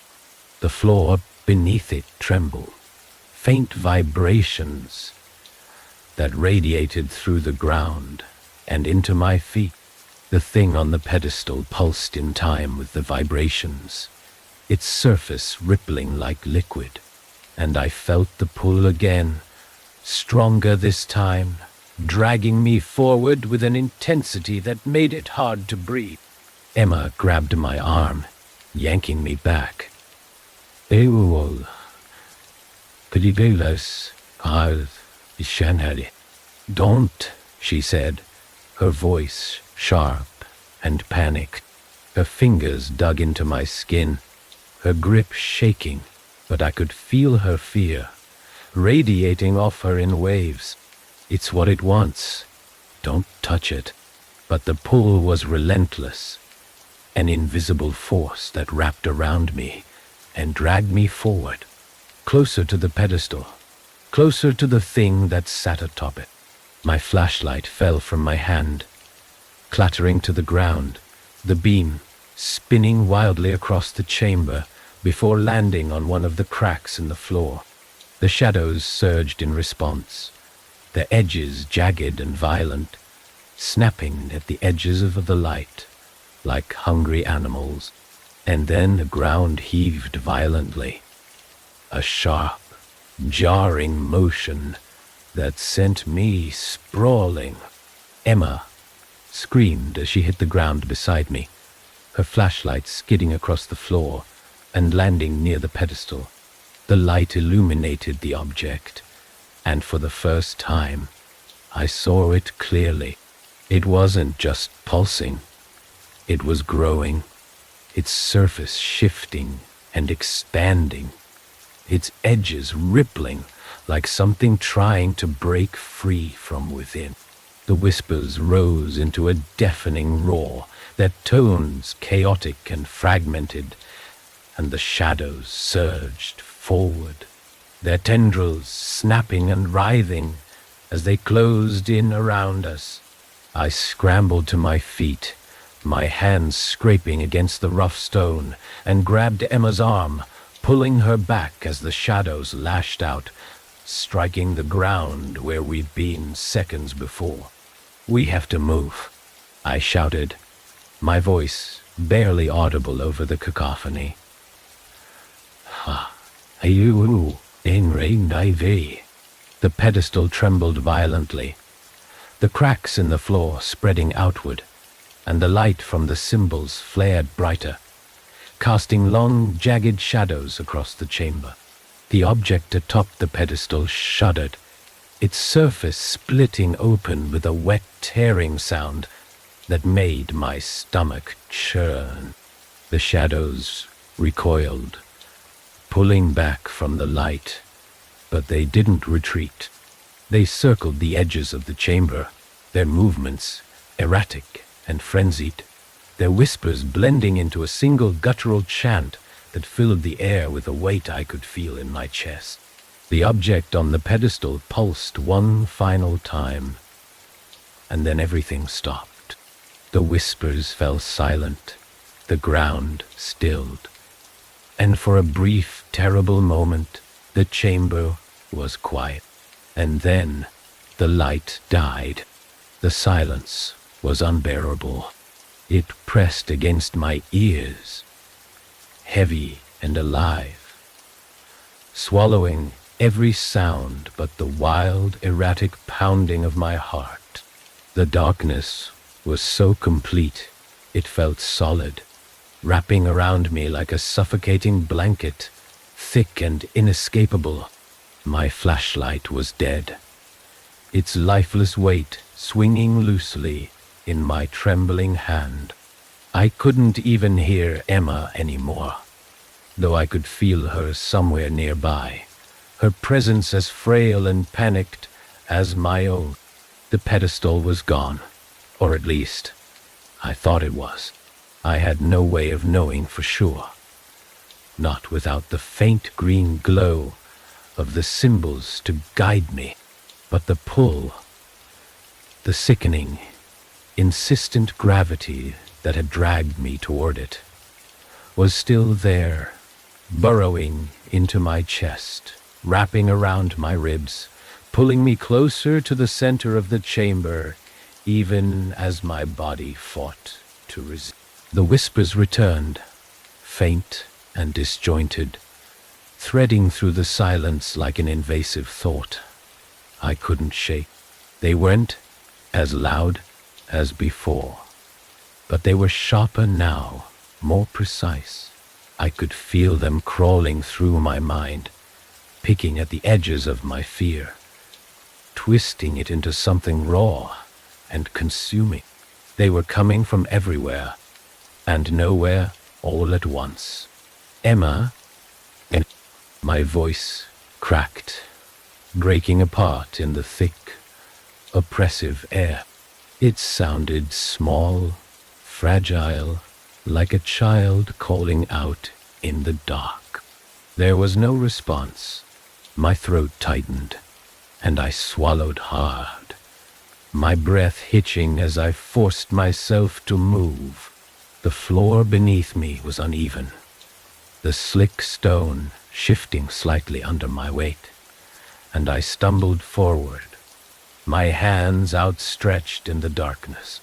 A sudden noise, wet, rhythmic, and too close, cut through the whispers. It wasn't footsteps, not exactly, but the sound of something dragging itself across the stone. My stomach churned and I froze, every muscle in my body locking into place as the sound grew louder, closer. It was behind me, but I couldn't turn, couldn't bring myself to face whatever was coming. Something cold brushed against my arm, and I gasped, spinning wildly, my flashlight tumbling from my grasp and clattering to the ground. The faint noise of its impact was swallowed, almost immediately, by the darkness. I stumbled back, my feet slipping on the damp stone, and my shoulder collided with the wall. The pain was sharp, but it was nothing compared to the raw panic that coursed through me. Emma, envie, bus, anel, tel, parlesh. I shouted again, louder this time, but my voice was swallowed by the oppressive silence.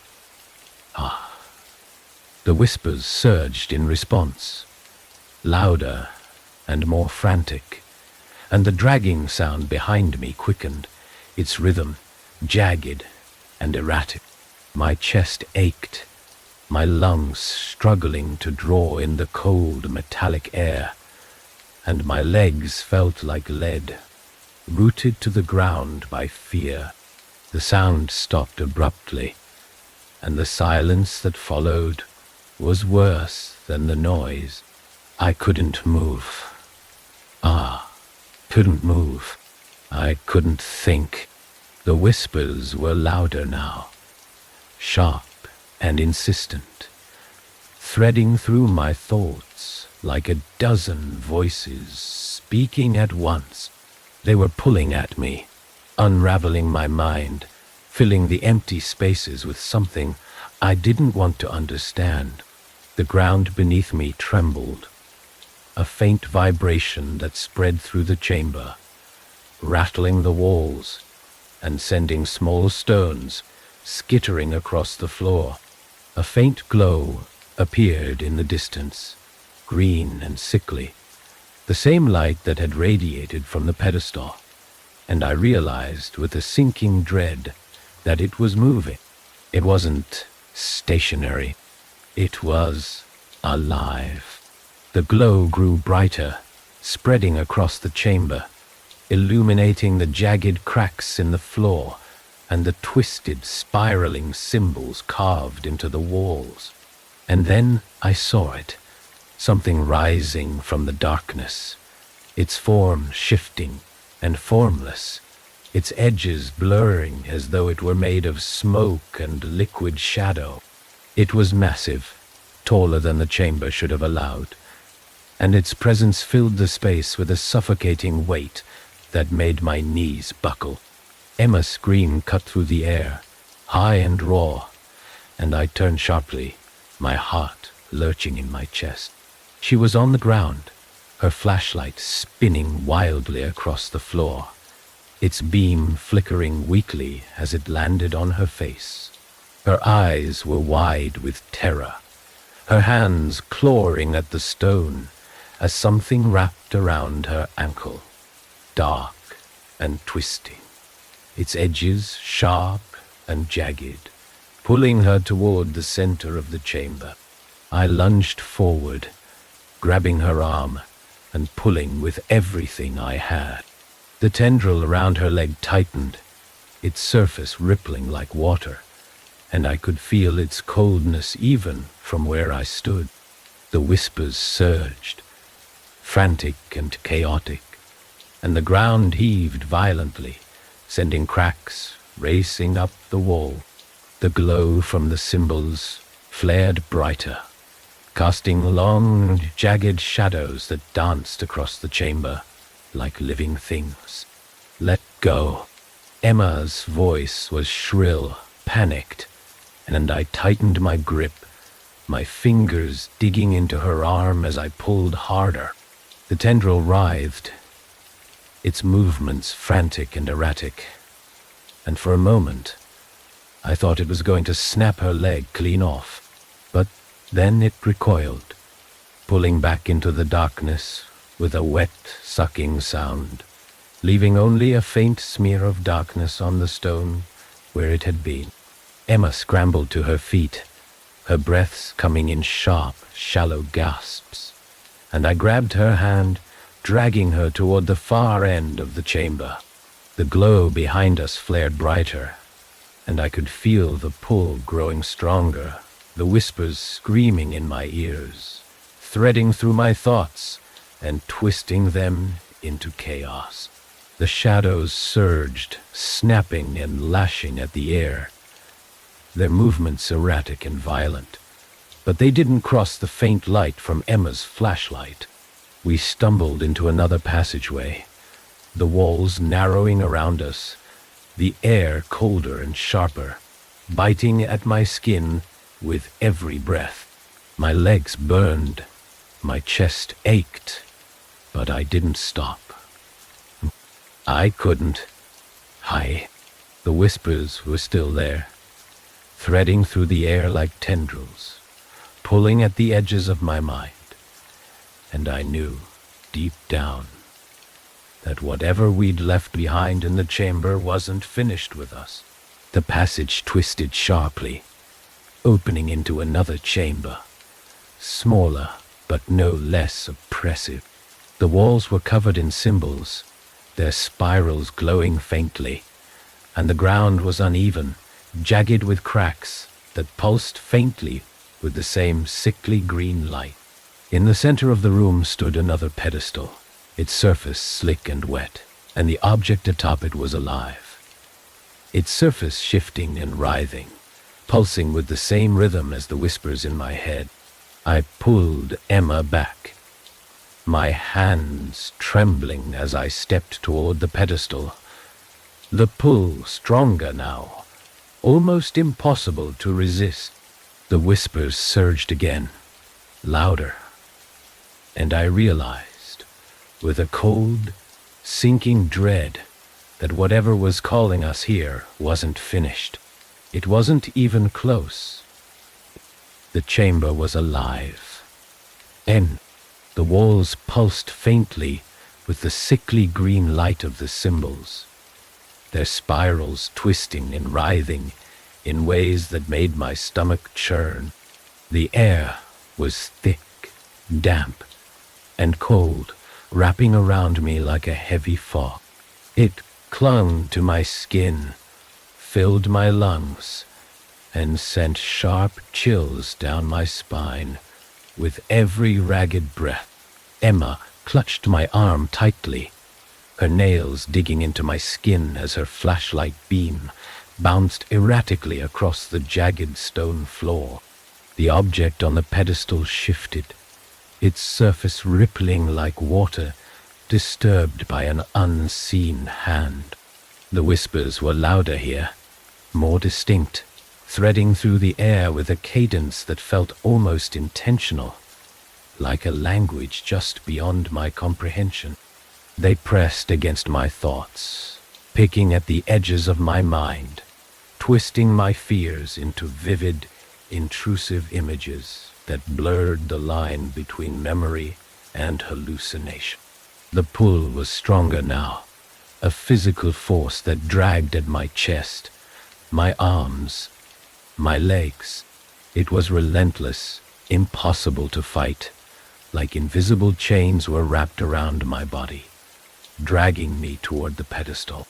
The object pulsed in time with the whispers, each throb sending faint vibrations through the floor, up into my feet and legs, into my bones. It wasn't just alive, it was aware, and it wanted something. Emma yanked at my arm, her voice cracking as she spoke, her words rushed and panicked. "We have to go. Right now. Please." Before she could finish, the ground heaved violently, throwing us both off balance. I stumbled forward, my knees slamming into the cold, wet stone. The impact sending a sharp jolt of pain through my legs. Emma fell beside me, her flashlight skittering across the floor and coming to rest against the base of the pedestal. Its weak beam illuminated the object fully for the first time, and I felt my breath catch in my throat. The object wasn't solid. Its surface shifted constantly, rippling like liquid, but with an unnatural precision that defied physics. Shapes formed and dissolved within it, faces, twisting spirals, jagged lines that burned themselves into my vision and lingered even when I looked away. The light from the symbols on the walls reflected faintly on its surface, but instead of casting shadows, the reflections seemed to twist and warp, creating dark, writhing shapes that moved independently of the light. The whispers surged, louder and more insistent, their overlapping tones crashing into one another like waves. The ground beneath the pedestal cracked violently, sharp fissures spreading outward in jagged lines, glowing faintly with the same green light. The air grew heavier, colder, filled with the acrid stench of burning and the metallic tang of blood. My chest tightened, every breath a struggle as the weight of the whispers pressed down on me, suffocating. And then something moved in the shadows. "Are you below the air?" At first, I thought it was just the flickering of the flashlight, the way the beam caught the edges of the spiraling cracks in the floor. But the movement was deliberate, purposeful, and far too fluid to be a trick of the light. The shadows twisted and writhed, their edges jagged and sharp, like living things, clawing their way out of the cracks. They coiled and surged toward us, their movements erratic and frantic, snapping at the air like predators circling prey. Emma screamed, scrambling to her feet and pulling me with her. "Subtilol. Run!" she shouted, her voice breaking as she stumbled toward the narrow passageway. At the far end of the chamber, I didn't hesitate. My legs burned with the effort, my muscles trembling as I forced myself to move, to run, to escape the shadows that were closing in on us. The whispers followed, threading through the air like tendrils, their tones rising into a chaotic, discordant symphony that made my head throb. The ground shook beneath us, the cracks spreading faster, their glow intensifying until the entire chamber was bathed in that sickly green light. The pedestal trembled violently, the object atop it pulsing with a blinding intensity that made it impossible to look directly at it. The shadows were faster. They surged forward, their tendrils snapping at our legs, our arms, the walls around us. One of them grazed my shoulder, and the pain was immediate and sharp, like ice burning into my skin. I stumbled, nearly falling, but Emma caught me, pulling me forward as the passageway loomed ahead. We burst into the tunnel, the walls closing in around us, their rough surfaces scraping against my shoulders as we ran. The whispers didn't stop.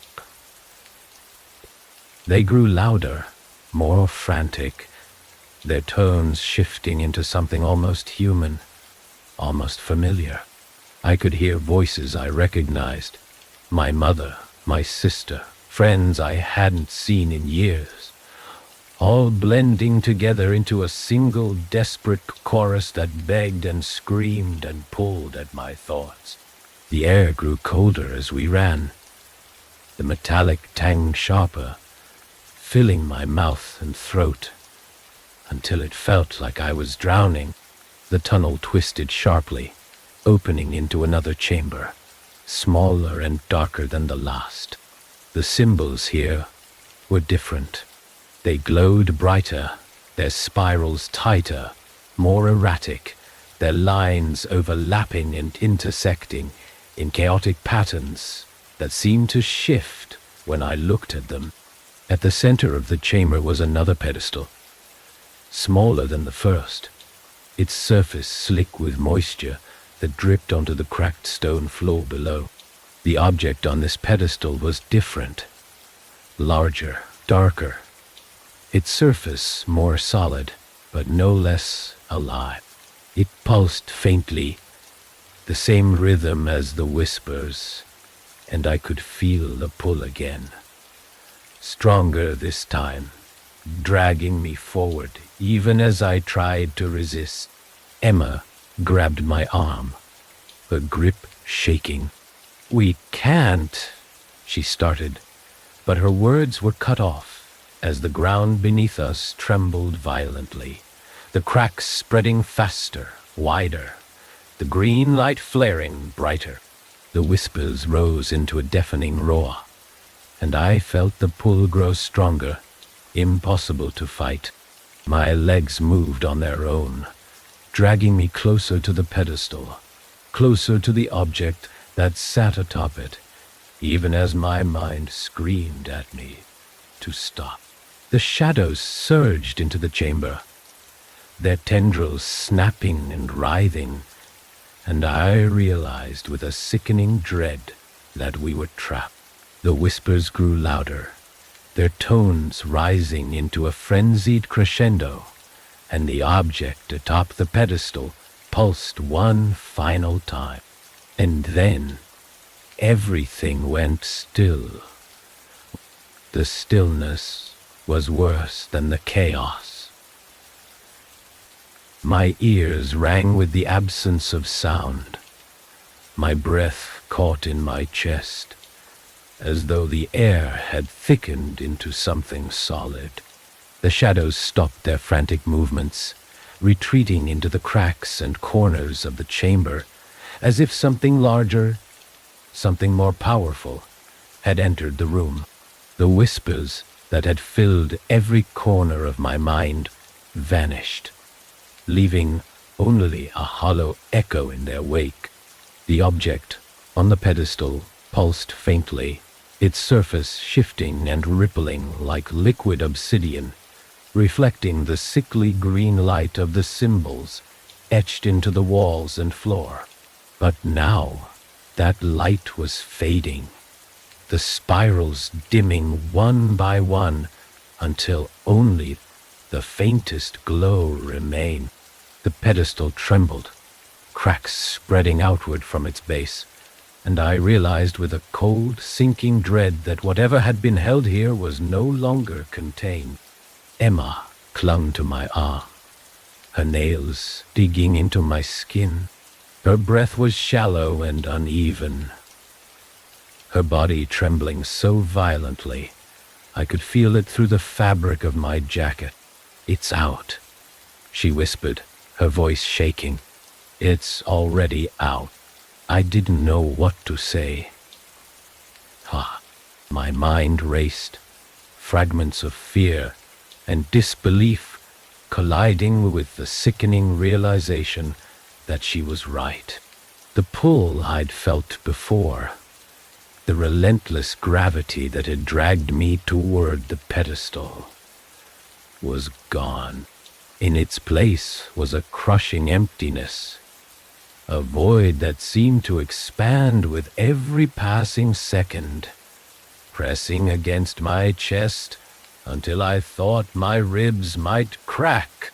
The shadows shifted again, slow and deliberate this time, their edges curling like smoke as they moved toward the cracks in the floor. They coiled there, pooling in the darkness, their shapes twisting and merging into something larger, something alive. My flashlight flickered weakly in my hand, the beam barely cutting through the oppressive dark. But it was enough to catch the faint outline of a figure rising from the shadows. It wasn't human. Not anymore. Its form was tall and impossibly thin, its limbs stretched and jagged, its surface shifting and rippling like the object that had been on the pedestal. But where the object had been contained, this thing was limitless. Its presence filled the chamber, pressing against the walls and ceiling, wrapping around me like a suffocating fog. Its head turned toward us, a faceless void that somehow felt more alive, more aware than anything I'd ever encountered. Emma screamed, pulling me backward, but my legs wouldn't move. My feet were rooted to the floor, my body frozen, as the thing loomed closer. Its movements were slow, deliberate, almost curious, and the air around it grew colder, sharper, burning against my skin with each shallow breath. My mind throbbed with its presence, the hollow echo of its awareness threading through my thoughts, pulling at memories and fears I hadn't touched in years. The pedestal shattered behind it, the sound sharp and jarring in the dead air. The cracks in the floor spread further, glowing faintly with that same sickly green light. And the chamber trembled violently, chunks of stone falling from the ceiling as the ground beneath us began to heave and buckle. The thing didn't flinch. It moved through the chaos with an unearthly grace, its form shifting and expanding, growing larger with every step. I don't know how I managed to move.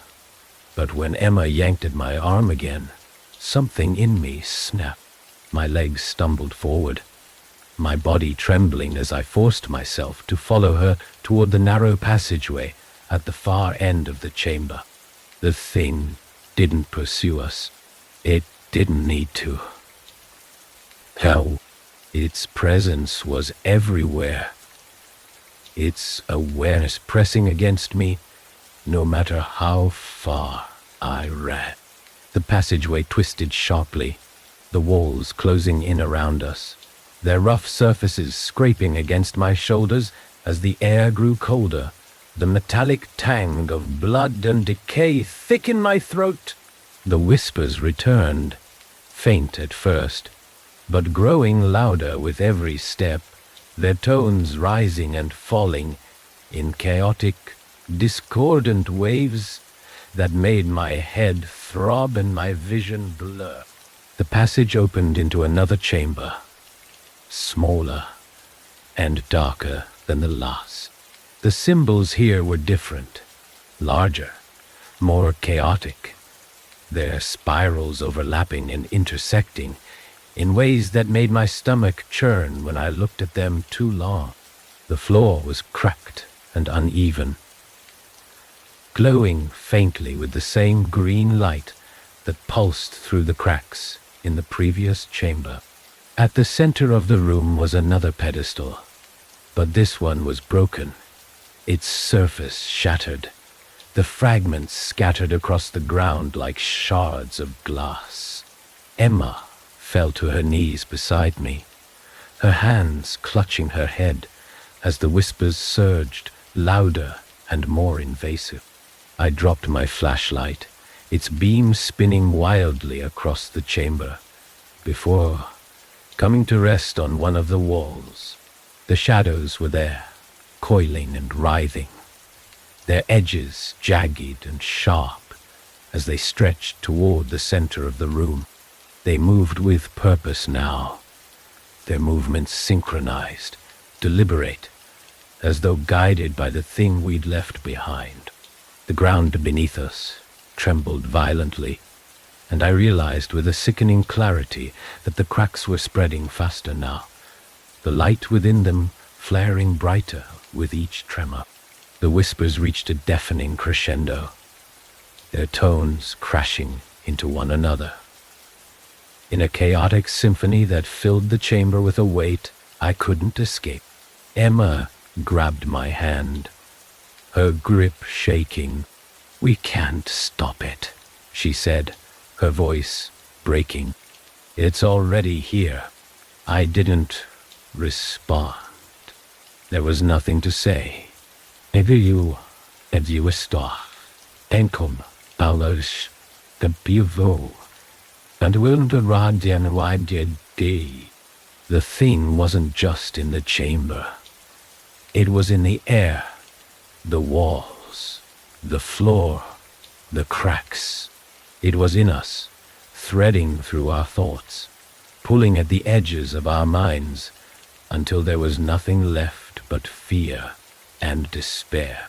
The pedestal in the center of the room pulsed faintly, the broken fragments glowing with a sickly green light, and I realized with a sinking dread that it wasn't broken at all. It was changing, shifting, becoming something else. The shadows surged forward, their tendrils snapping and lashing at the air. And I knew we couldn't stay. I grabbed Emma's arm and pulled her toward the far end of the chamber, where another passageway loomed, its entrance narrow and jagged. The whispers followed, threading through the air like tendrils, pulling at my thoughts with every step. The passage twisted sharply, the air growing colder, the whispers louder, until I could barely think, barely breathe. The shadows were behind us, their movements erratic and frantic, and the thing itself was everywhere, its presence suffocating, inescapable. And then everything stopped.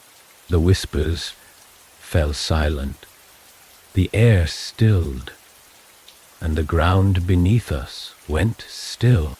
I stumbled to a halt, my chest heaving, my mind racing, but the oppressive weight that had been pressing against me was gone. For a moment, I thought we'd escaped, but then I saw it. The shadows ahead of us shifted, and something began to emerge. Its form impossibly large, its presence filling the passageway. It wasn't chasing us anymore. It was waiting.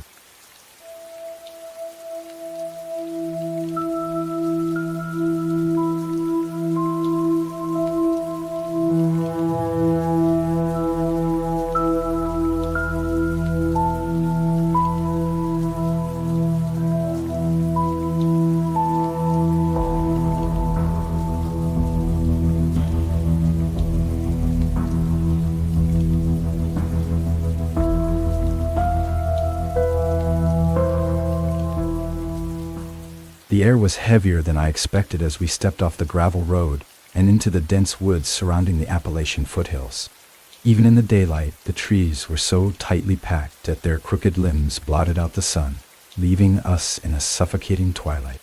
The silence was unnatural, thick like a blanket, broken only by the occasional rustle of leaves underfoot. It wasn't peaceful, it was suffocating. Each step felt like an intrusion, as though the forest itself was watching, waiting for us to make a wrong move. The map we'd found in the dingy antique shop just outside of Ashland had seemed like a quirky treasure at first. Yellowed parchment, faded ink, and scrawled markings of a forgotten place. Raven Hollow. The name alone was enough to pique our curiosity, a ghost town swallowed by time and nature. But now, standing here, surrounded by a wall of shadows and the lingering scent of damp earth, the charm of the map had vanished. There was only the sense that we had crossed into somewhere we weren't meant to be. The first sign of something wrong came just as we reached the remnants of an old, rotting wooden bridge. The boards sagged, groaning under the weight of years, their edges curling like burnt paper. Water from the creek below trickled faintly, its surface oddly still, as though afraid to move too loudly. I hesitated at the edge of the bridge, a cold sensation creeping up my spine. There, etched into the wood, were strange carvings, symbols that spiraled and looped in ways that made my eyes ache to follow. They seemed recent, gouged deep, and deliberate. "You see this?"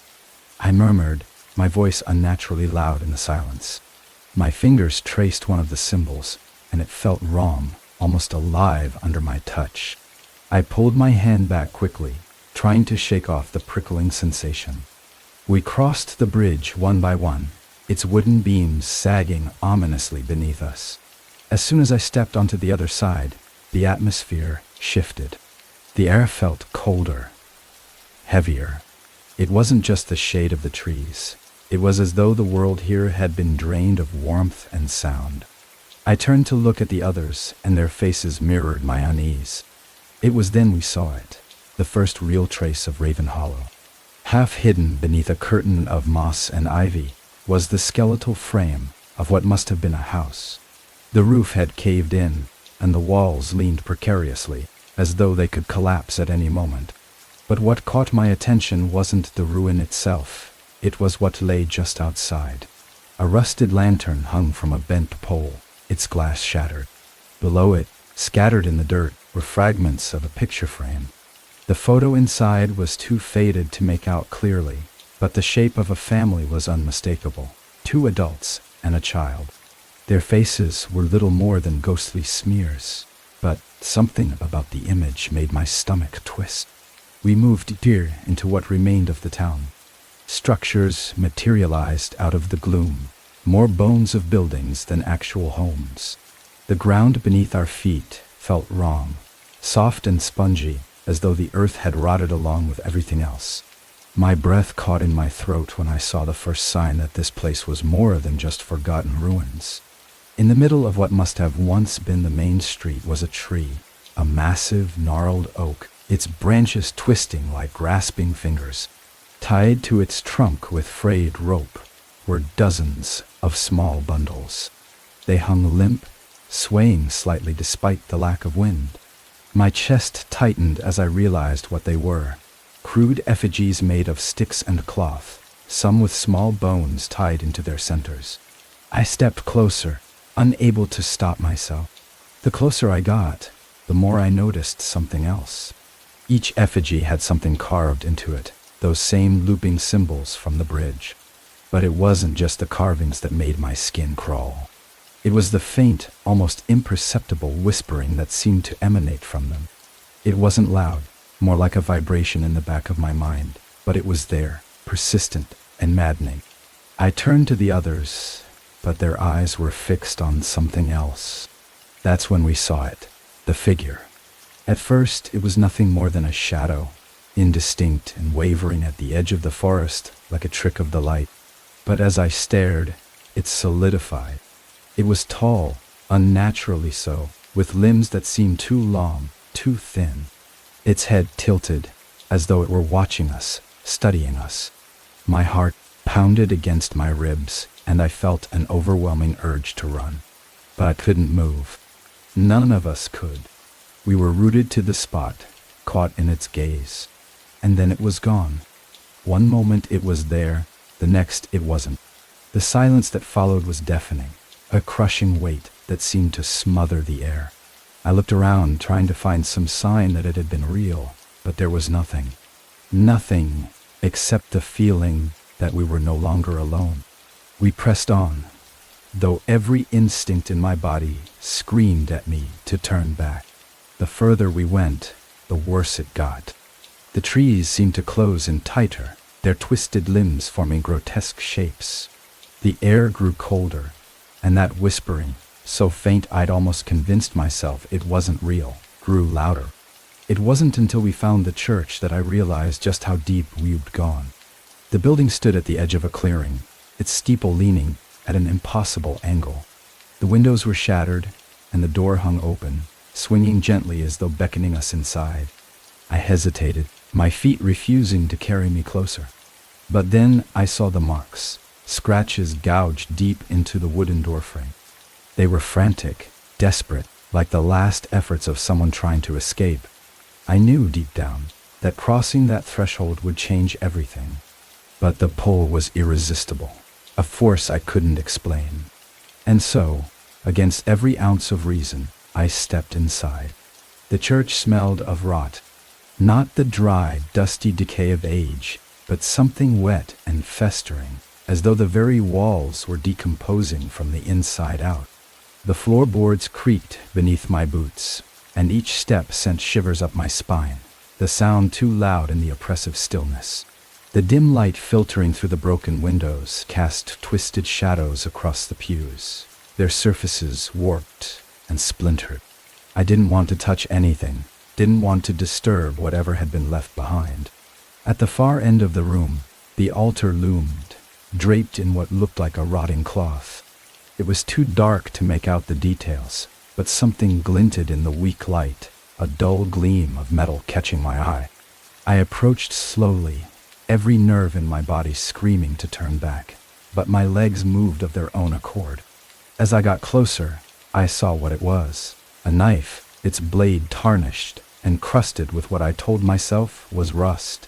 The handle was wrapped in leather, worn smooth by countless hands. I reached out, hesitant, and my fingers barely brushed the hilt before a sound froze me in place. It was faint, almost imperceptible at first, like the low hum of wind through the trees. But it grew louder, sharper, resolving into something that turned my stomach. Crying. It wasn't coming from the room around me, but somewhere deeper, below. My hand recoiled, and I turned to the others, but they were already looking at me, their faces pale.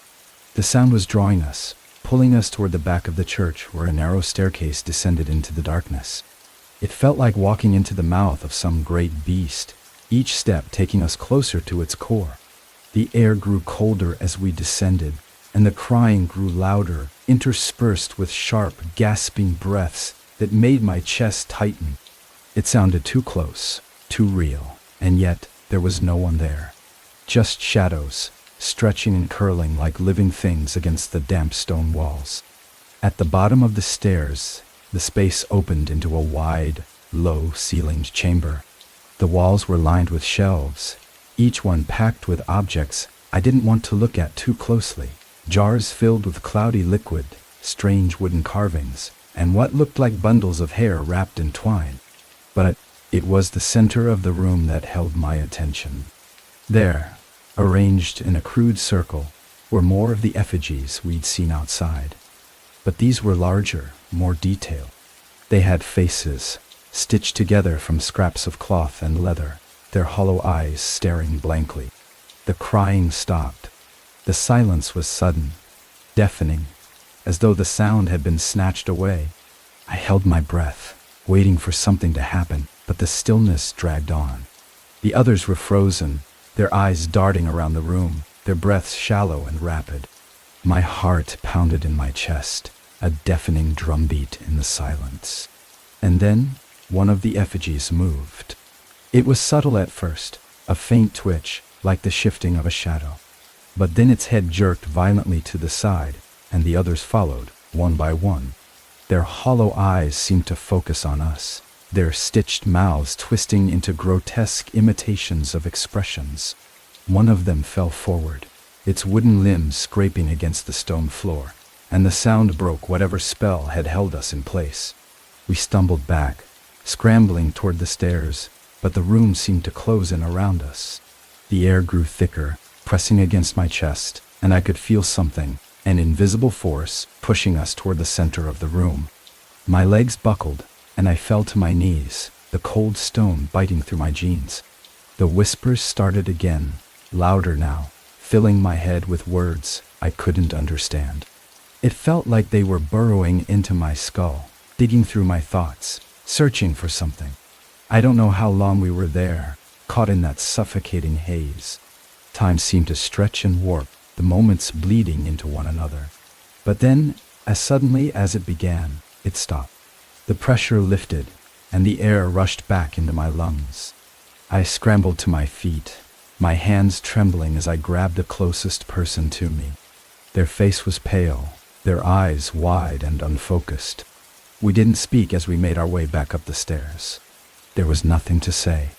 The weight of what we'd seen, what we'd felt, hung heavy in the air. It wasn't until we stepped out into the open again, the cold light of the overcast sky washing over us, that I realized something was wrong. The landscape had changed. The forest was still there, but the trees were closer, their gnarled branches tangled together like the bars of a cage. The path we'd followed to the church was gone, replaced by uneven ground covered in thick, black moss. The air was colder now, and the sky above was darker, the clouds hanging low and heavy. I turned to the others, my voice shaking as I spoke. This isn't where we came in." No one responded. Their silence was answer enough. I turned back to the church, hoping for some anchor, some sign that we weren't completely lost, but the building was gone. In its place was an empty clearing, the ground marked with deep gouges, as though something massive had been dragged away. The whispers returned, faint at first, but growing louder with each passing second. They weren't coming from the forest this time. They were coming from inside us. The whispers clawed at my mind, a maddening rhythm that I couldn't shut out no matter how hard I tried. They weren't loud, not exactly. It was more like a faint pressure, a low hum, just beneath my thoughts, but it was enough to make me feel like I was unraveling from the inside. Each step forward felt heavier, like the ground was pulling at my feet, trying to anchor me in place. The others were silent, their faces pale and drawn, but I could see it in their eyes. They felt it too. We didn't know where we were going, only that staying still wasn't an option. The forest had changed, its once uneven paths now replaced by jagged, unnatural clearings. The trees, once merely imposing, now seemed alive, their limbs curling toward us as if they were listening. The air was colder here, carrying with it a damp, metallic tang that clung to the back of my throat. I tried to focus on putting one foot in front of the other, tried to ignore the way the shadows seemed to shift just out of sight. That's when we found it. A small dilapidated cabin crouched at the edge of a shallow ravine. It seemed to lean against the earth, as though it might collapse at any moment. But there was something about it that drew us closer. The roof was missing in places, and the windows were dark, their glass long since shattered. The door hung slightly ajar, creaking faintly in the breeze. I didn't want to go in, but the pull was there again, the same force that had driven me down into the church basement. We crossed the threshold, and the smell hit me immediately. Damp wood, mildew, and something else, something sharper that made my stomach churn. The interior was cramped, the walls covered in peeling wallpaper that clung to the wood in curling strips. Dust hung in the air, catching in the dim light that seeped through the broken roof. A single wooden table stood in the center of the room, its surface scarred and blackened as though someone had tried to burn it. On the table lay an object I couldn't immediately place, a crude, lumpy shape wrapped in layers of cloth and twine. It was small, no larger than a loaf of bread, but something about it made my skin crawl. It felt wrong, the same way the effigies had felt wrong. My hand reached out before I could stop myself, fingers brushing against the rough fabric. The moment I touched it, the whispers stopped. The silence was worse. It pressed against my ears, thick and suffocating, and the air seemed to grow heavier, colder. I pulled my hand back, but the object began to move. Slowly at first, then violently, as though something inside it was struggling to break free. I stumbled back, my heart pounding, but before I could speak, the cloth burst apart. What emerged wasn't something I could describe, not fully. It was a mass of writhing blackness, tendrils of shadow that moved in ways that defied logic. It had no eyes, no discernible features, but I could feel its attention on me, sharp and suffocating. The room seemed to shrink around us, the walls bending inward as the shadow spread, crawling up the wooden beams like veins. The others were shouting, their voices garbled and distant. But I couldn't move. The thing, whatever it was, rose higher, its form shifting and pulsing like a living wound in the fabric of reality. And then it spoke, not in words, but in feelings, sharp, jagged emotions that tore through my mind like glass. I felt despair, anger, hunger, and something darker, something vast and endless. It wasn't communicating with us, it was consuming us, pulling pieces of us into itself. And I gasped, my chest tightening as though the air had been stolen from my lungs. A sharp sound broke through the chaos, a shattering, splintering noise as one of the windows exploded inward. A sudden gust of wind tore through the room, scattering dust and debris, and for a brief moment, the shadows faltered. I didn't think, I just ran. My legs carried me out the door and into the clearing, my lungs burning as I sucked in the cold night air. The others were right behind me, their faces pale and streaked with dirt. We didn't stop running until we reached the edge of the ravine. The ground dropped away suddenly, a sheer plunge into darkness that made my stomach lurch. I turned, half expecting the thing from the cabin to follow, but the doorway was empty. The shadows were gone, swallowed by the silence of the forest. But the feeling hadn't left. It was still there, a weight pressing against my chest, a cold, gnawing dread that I couldn't shake. The others were just as shaken, their eyes darting nervously toward the trees. No one spoke. There was nothing to say. We didn't need to acknowledge the truth we all felt, that whatever we had disturbed in that cabin wasn't gone. It was waiting, watching. And then, from somewhere deep within the forest, we heard it again, the whispers. But this time, they were louder, closer.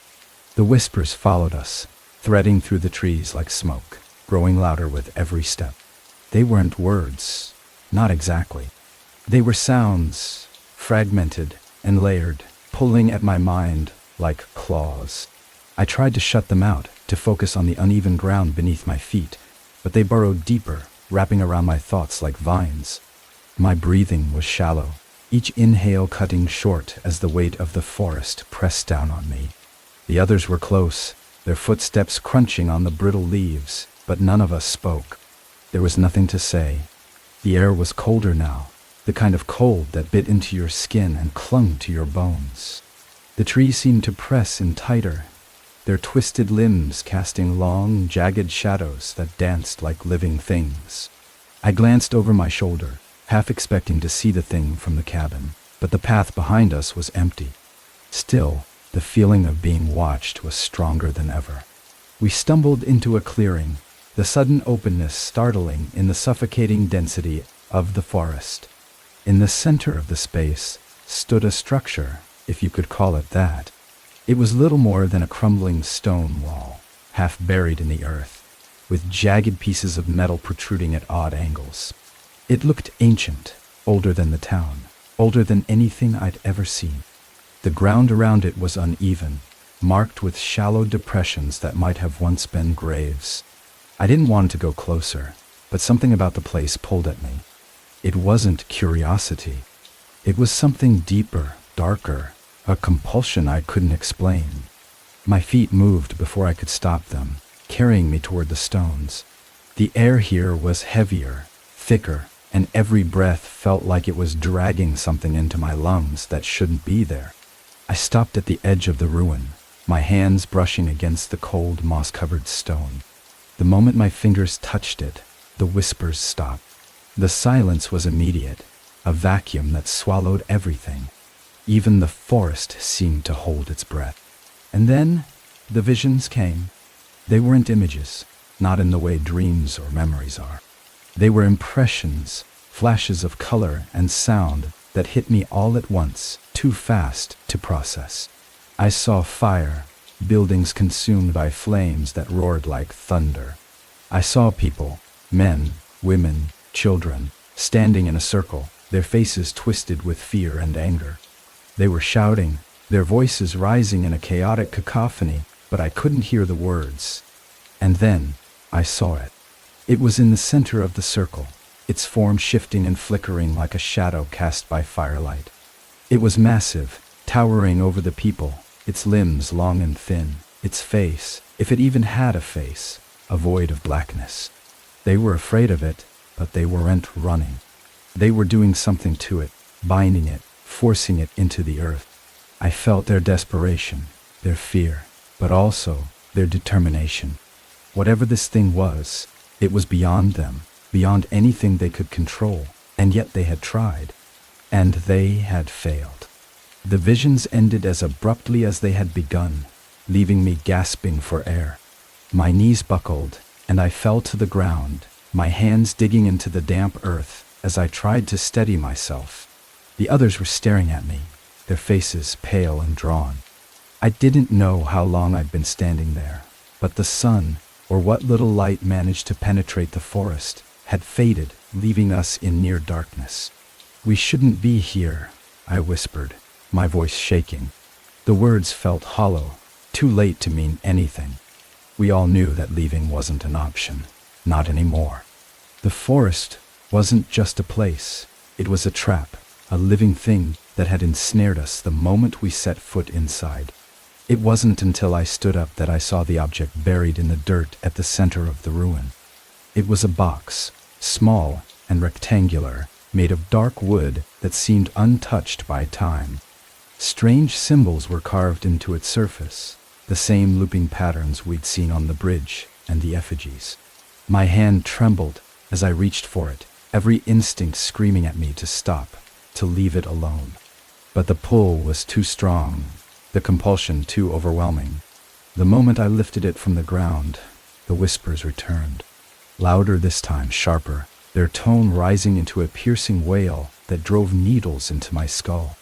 I stumbled back, clutching the box to my chest as the ground beneath us began to shake. The ruins groaned, the stones shifting and cracking, and the trees around the clearing seemed to twist, their branches reaching for us. And then, from the edge of the clearing, something moved. At first it was just a shadow, sliding between the trees, but then it stepped into the open. It was tall, impossibly tall, its limbs too long, its movements too fluid. Its face, or what should have been its face, was a void, a blackness so deep it seemed to pull at the light around it. It didn't move toward us, not at first. It just stood there, its head tilting slightly as though studying us. I couldn't breathe, couldn't move. My chest tightened, the air caught in my throat as its presence pressed down on me. And then it moved, a sudden, jerking motion that sent us scrambling backward. The box slipped from my hands, hitting the ground with a dull thud, and the thing stopped, its attention snapping to it. The wailing whispers grew louder, almost deafening now, and I clamped my hands over my ears, my knees buckling beneath me. The last thing I saw before the darkness swallowed the clearing was the thing reaching for the box, its long, skeletal fingers wrapping around it as though it had been waiting for this moment. The ground beneath us gave way, the earth splitting open in a jagged, gaping wound, and we were falling, tumbling into the abyss below. I don't remember the fall. I remember the sensation, the weightless, gut-wrenching drop into the dark, but not the landing. When I opened my eyes, I was lying on my back, staring up at an expanse of blackness so complete it felt suffocating. The air down here was cold, damp, and thick with the metallic tang of earth and decay. My ears were ringing, but beneath the high-pitched whine, I could hear something else, a faint, rhythmic sound, like the slow drip of water echoing in an endless void. I sat up, wincing as pain shot through my ribs, and tried to orient myself. My hands sank into the cold, damp ground, and I realized with a sick jolt that it wasn't dirt. It was soft, pliable, almost like flesh. The surface gave slightly under my weight, and I pulled my hands back, wiping them frantically on my jeans. My breathing quickened, each inhale sharp and shallow, and I fought to steady myself. The others were scattered around me, their forms barely visible in the faint, sickly light emanating from the walls. It wasn't natural light. It pulsed softly, like a heartbeat, casting shifting shadows across the space.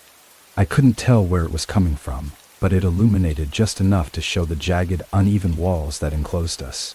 They weren't stone, or at least not entirely. They glistened, their surfaces wet and veined with dark branching lines that pulsed faintly in time with the light. Is everyone alive? My voice came out hoarse, barely audible, but it seemed to break the spell that had kept us silent. One by one, the others stirred, their movements slow and hesitant, as though they were afraid of what they might find if they looked too closely at their surrounding. No one answered my question. Their faces told me enough. We were alive, but only just. Whatever had brought us here hadn't intended for us to leave intact. My heart pounded against my ribs as I scanned the chamber, looking for any sign of an exit. There was none. The walls curved inward, enclosing us in a space that felt too small, too claustrophobic. The ceiling was high, vanishing into the darkness above, and I couldn't shake the feeling that something was up there watching. The whispers returned, softer now, but no less invasive. They crept into my mind, threading through my thoughts like a parasite, twisting them into something dark and foreign. Images flickered in my mind, flashes of things I couldn't explain. I saw faces, distorted and screaming, their mouths stretching impossibly wide. I saw hands clawing at the ground, their fingers splintering and breaking as they dug into the soft, pulsing earth. And I saw the thing from the clearing, its void-like face staring down at me with a hunger that burned through the blackness. The others were hearing it too. I could see it in their eyes, the way they flinched and jerked, as though trying to shake off an invisible weight. One of them, Lucas, I think, pressed his hands to his temples, his mouth moving soundlessly, as though arguing with something I couldn't hear. The panic was infectious, spreading through us like a wildfire. We needed to move, to do something, anything, to get out of this place. There was only one direction to go. Deeper. A narrow tunnel opened at the far end of the chamber, barely wide enough for us to pass through single file. It pulsed faintly with the same sickly light, its walls slick and glistening. Every instinct in my body screamed at me to stay away, but there was no choice. The whispers grew louder as we approached, rising in pitch and intensity until it felt like they were drilling into my skull. I pressed my hands over my ears, but it did nothing to dull the sound. It wasn't coming from outside. It was inside me. We moved slowly, the tunnel narrowing as we went. The ground beneath our feet was slick, and the walls closed in around us, their surfaces pressing against our shoulders as we squeezed through. The air grew colder, each breath condensing in front of me in a faint, ghostly mist. The whispers never stopped. They ebbed and flowed, sometimes fading into a low hum, only to rise again in a sudden, piercing wail that made my vision blur. When the tunnel finally opened into another chamber, the sight that greeted us froze me in place. The room was massive, its walls arching upward into a dome that seemed to stretch infinitely into the darkness above. In the center of the chamber stood a massive structure, a monolith of black stone that pulsed with the same faint, sickly light. It was covered in carvings, the same looping, spiraling symbols we'd seen before. But here they were larger, more intricate, their patterns weaving together into a chaotic, mesmerizing tapestry. At the base of the monolith lay a circle of bones, their surfaces polished and gleaming in the faint light. They were arranged with meticulous precision, forming a pattern that mirrored the carvings on the stone. The sight of them made my stomach churn, and I had to force myself to look away. But it was what stood in front of the monolith that held me captive. A figure was there, hunched and unmoving, its back to us. Its form was human-like, but impossibly thin, its limbs long and angular. Its head was tilted forward, and in its hands it held the box, the same box I had dropped in the clearing. Its surface glowed faintly, the carvings on it pulsing in time with the light from the monolith. The figure turned slowly, its movements jerky and unnatural, and I felt the blood drain from my face as it looked at us. Its eyes, or the hollow spaces where its eyes should have been, seemed to burn with an inner light, and its mouth stretched into a grin that was too wide, too sharp. It didn't speak, but I felt its presence in my mind, a crushing weight that drove me to my knees. The whispers reached a crescendo, a deafening roar that swallowed everything, and I could feel it pulling at me, dragging me toward the monolith. My body moved against my will, my hands scraping against the ground as I struggled to stop. The others were shouting, their voices drowned out by the cacophony, and I could see them fighting the same force, their faces contorted with terror. The figure raised the box, and the light from the monolith flared, flooding the chamber with a blinding brilliance. And then, everything went dark. The darkness wasn't just an absence of light. It was alive. It pressed against my skin, seeping into my lungs with every desperate breath. I couldn't see, couldn't hear anything except the faint echo of the whispers that had plagued us since the beginning.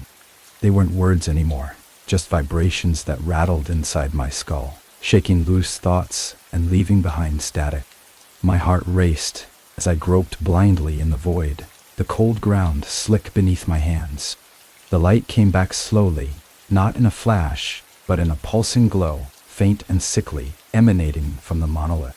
The figure with the box was gone, but the stone still loomed, its carvings now glowing a deep, pulsing red, like embers feeding on the oxygen we desperately needed to escape. Around me, the others were stirring, their movements hesitant, shaky, as though they were waking from a nightmare they couldn't quite shake off. And then the ground shifted. It was subtle at first, a faint tremor that made the bones around the monolith rattle against one another. But it grew stronger, the vibrations traveling through the chamber like a heartbeat, erratic and sickeningly uneven.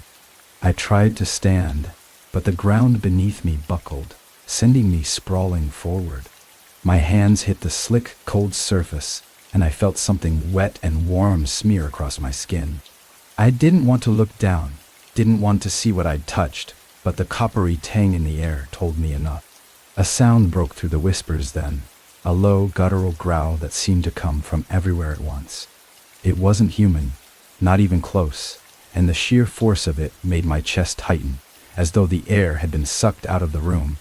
I turned toward the monolith, and my breath caught in my throat. Something was emerging from the stone.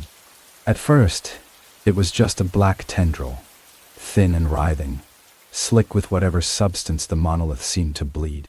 It curled and twisted in the air, searching, tasting, and then another joined it, and another. Soon, the entire surface of the monolith was alive with them, a mass of writhing shadows that moved with an unnatural, jerky rhythm. They reached out toward us, slow at first, like they were savoring the moment. One of them brushed against my arm, and an icy pain shot through me, sharp and immediate, leaving behind a burning numbness that made me gasp. I stumbled back, colliding with one of the others. Lucas. His face was pale, his eyes wide with terror as he stared at the growing mass of tendrils. "We have to move," I whispered, my voice hoarse and shaking, but he didn't respond. He just kept staring, frozen in place like a rabbit caught in a predator's gaze. I grabbed his arm, pulling him back as another tendril lashed out, striking the ground where it had just been standing. The chamber was collapsing around us, the walls groaning and shifting as chunks of stone, or whatever this place was made of, fell from above. The pulsing light of the monolith grew brighter, more erratic, casting grotesque shadows that danced across the walls. We moved as one, scrambling toward the only visible exit, a narrow opening in the far wall that hadn't been there before. I didn't question it. There was no time to question anything. We plunged into the tunnel, the whispers following us like a swarm, their pitch rising to an almost unbearable shriek. The walls of the tunnel were closer here, pressing against our shoulders as we ran, their surfaces slick and pulsing. The ground beneath us wasn't stable, shifting and undulating like a living thing. I couldn't tell if we were going up or down anymore. Direction had lost all meaning in this place. The whispers were inside me now, not just in my head, but in my chest, vibrating in my lungs with every ragged breath. They weren't just sounds, they were thoughts, fragmented and invasive, twisting my own memories into something unrecognizable. I saw flashes of faces, places I knew but couldn't name, and they were wrong. Distorted, twisted into grotesque parodies of themselves. I shook my head, trying to clear the images, but they clung to me like cobwebs. The tunnel opened up suddenly, spilling us into another chamber. This one was smaller, more confined, but no less horrifying. The walls were covered in what looked like roots, dark and veined, writhing slowly as though alive. In the center of the room was another structure, smaller than the monolith, but no less ominous. It was a pedestal, and on it sat the box. The same box. I didn't know how it had gotten here, and I didn't care. All I knew was that it was pulsing with the same light, the same rhythmic glow that matched the whispers in my head. I stepped toward it without meaning to, my body moving against my will. The others shouted behind me, their voices distant and distorted, but I couldn't stop. I couldn't look away. As I reached the pedestal, the whispers stopped. The silence was immediate, jarring, and for a moment, I thought I'd gone deaf. The air was thick, heavy, pressing down on me as I reached for the box. My hand trembled as I touched it, the surface cold and slick beneath my fingers. The moment I lifted it, the room exploded with light, a blinding, searing brightness that burned through my skull. And then I saw it, not with my eyes, but with my mind. A vast, endless void swirling with shapes I couldn't comprehend, filled with voices that weren't voices at all. They were fragments, pieces of something greater, something ancient and incomprehensible. It wasn't just darkness. It was hunger, endless, consuming hunger. And it was awake. The void stared back at me, not with eyes, but with a presence so vast, it felt as if the entire world had tilted, plunging me into an abyss from which I would never escape. My breath caught in my chest, frozen as I clutched the box in trembling hands. Its surface pulsed, cold and alive beneath my fingers, sensing with the frantic rhythm of my heartbeat. The whispers weren't gone. They were inside me now, crawling through my thoughts, hollowing them out, replacing them with something else. The others called my name, their voices distant and warped, like echoes from the bottom of a deep well.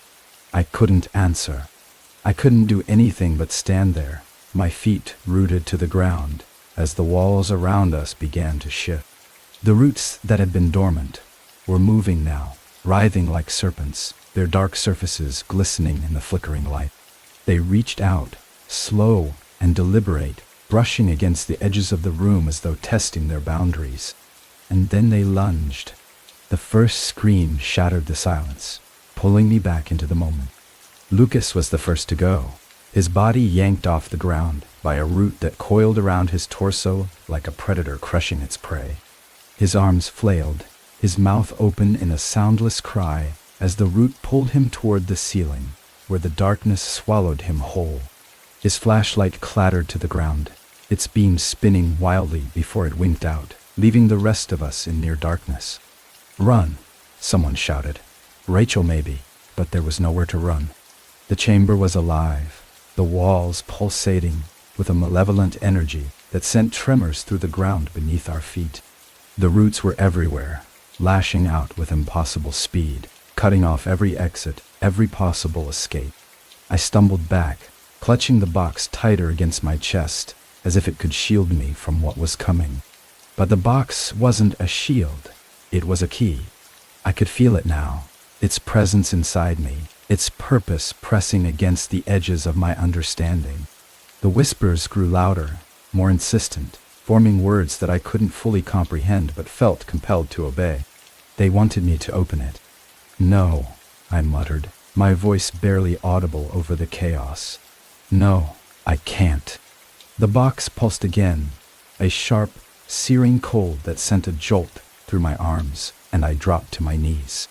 Around me, the others were fighting, their shouts and cries merging into a cacophony of panic.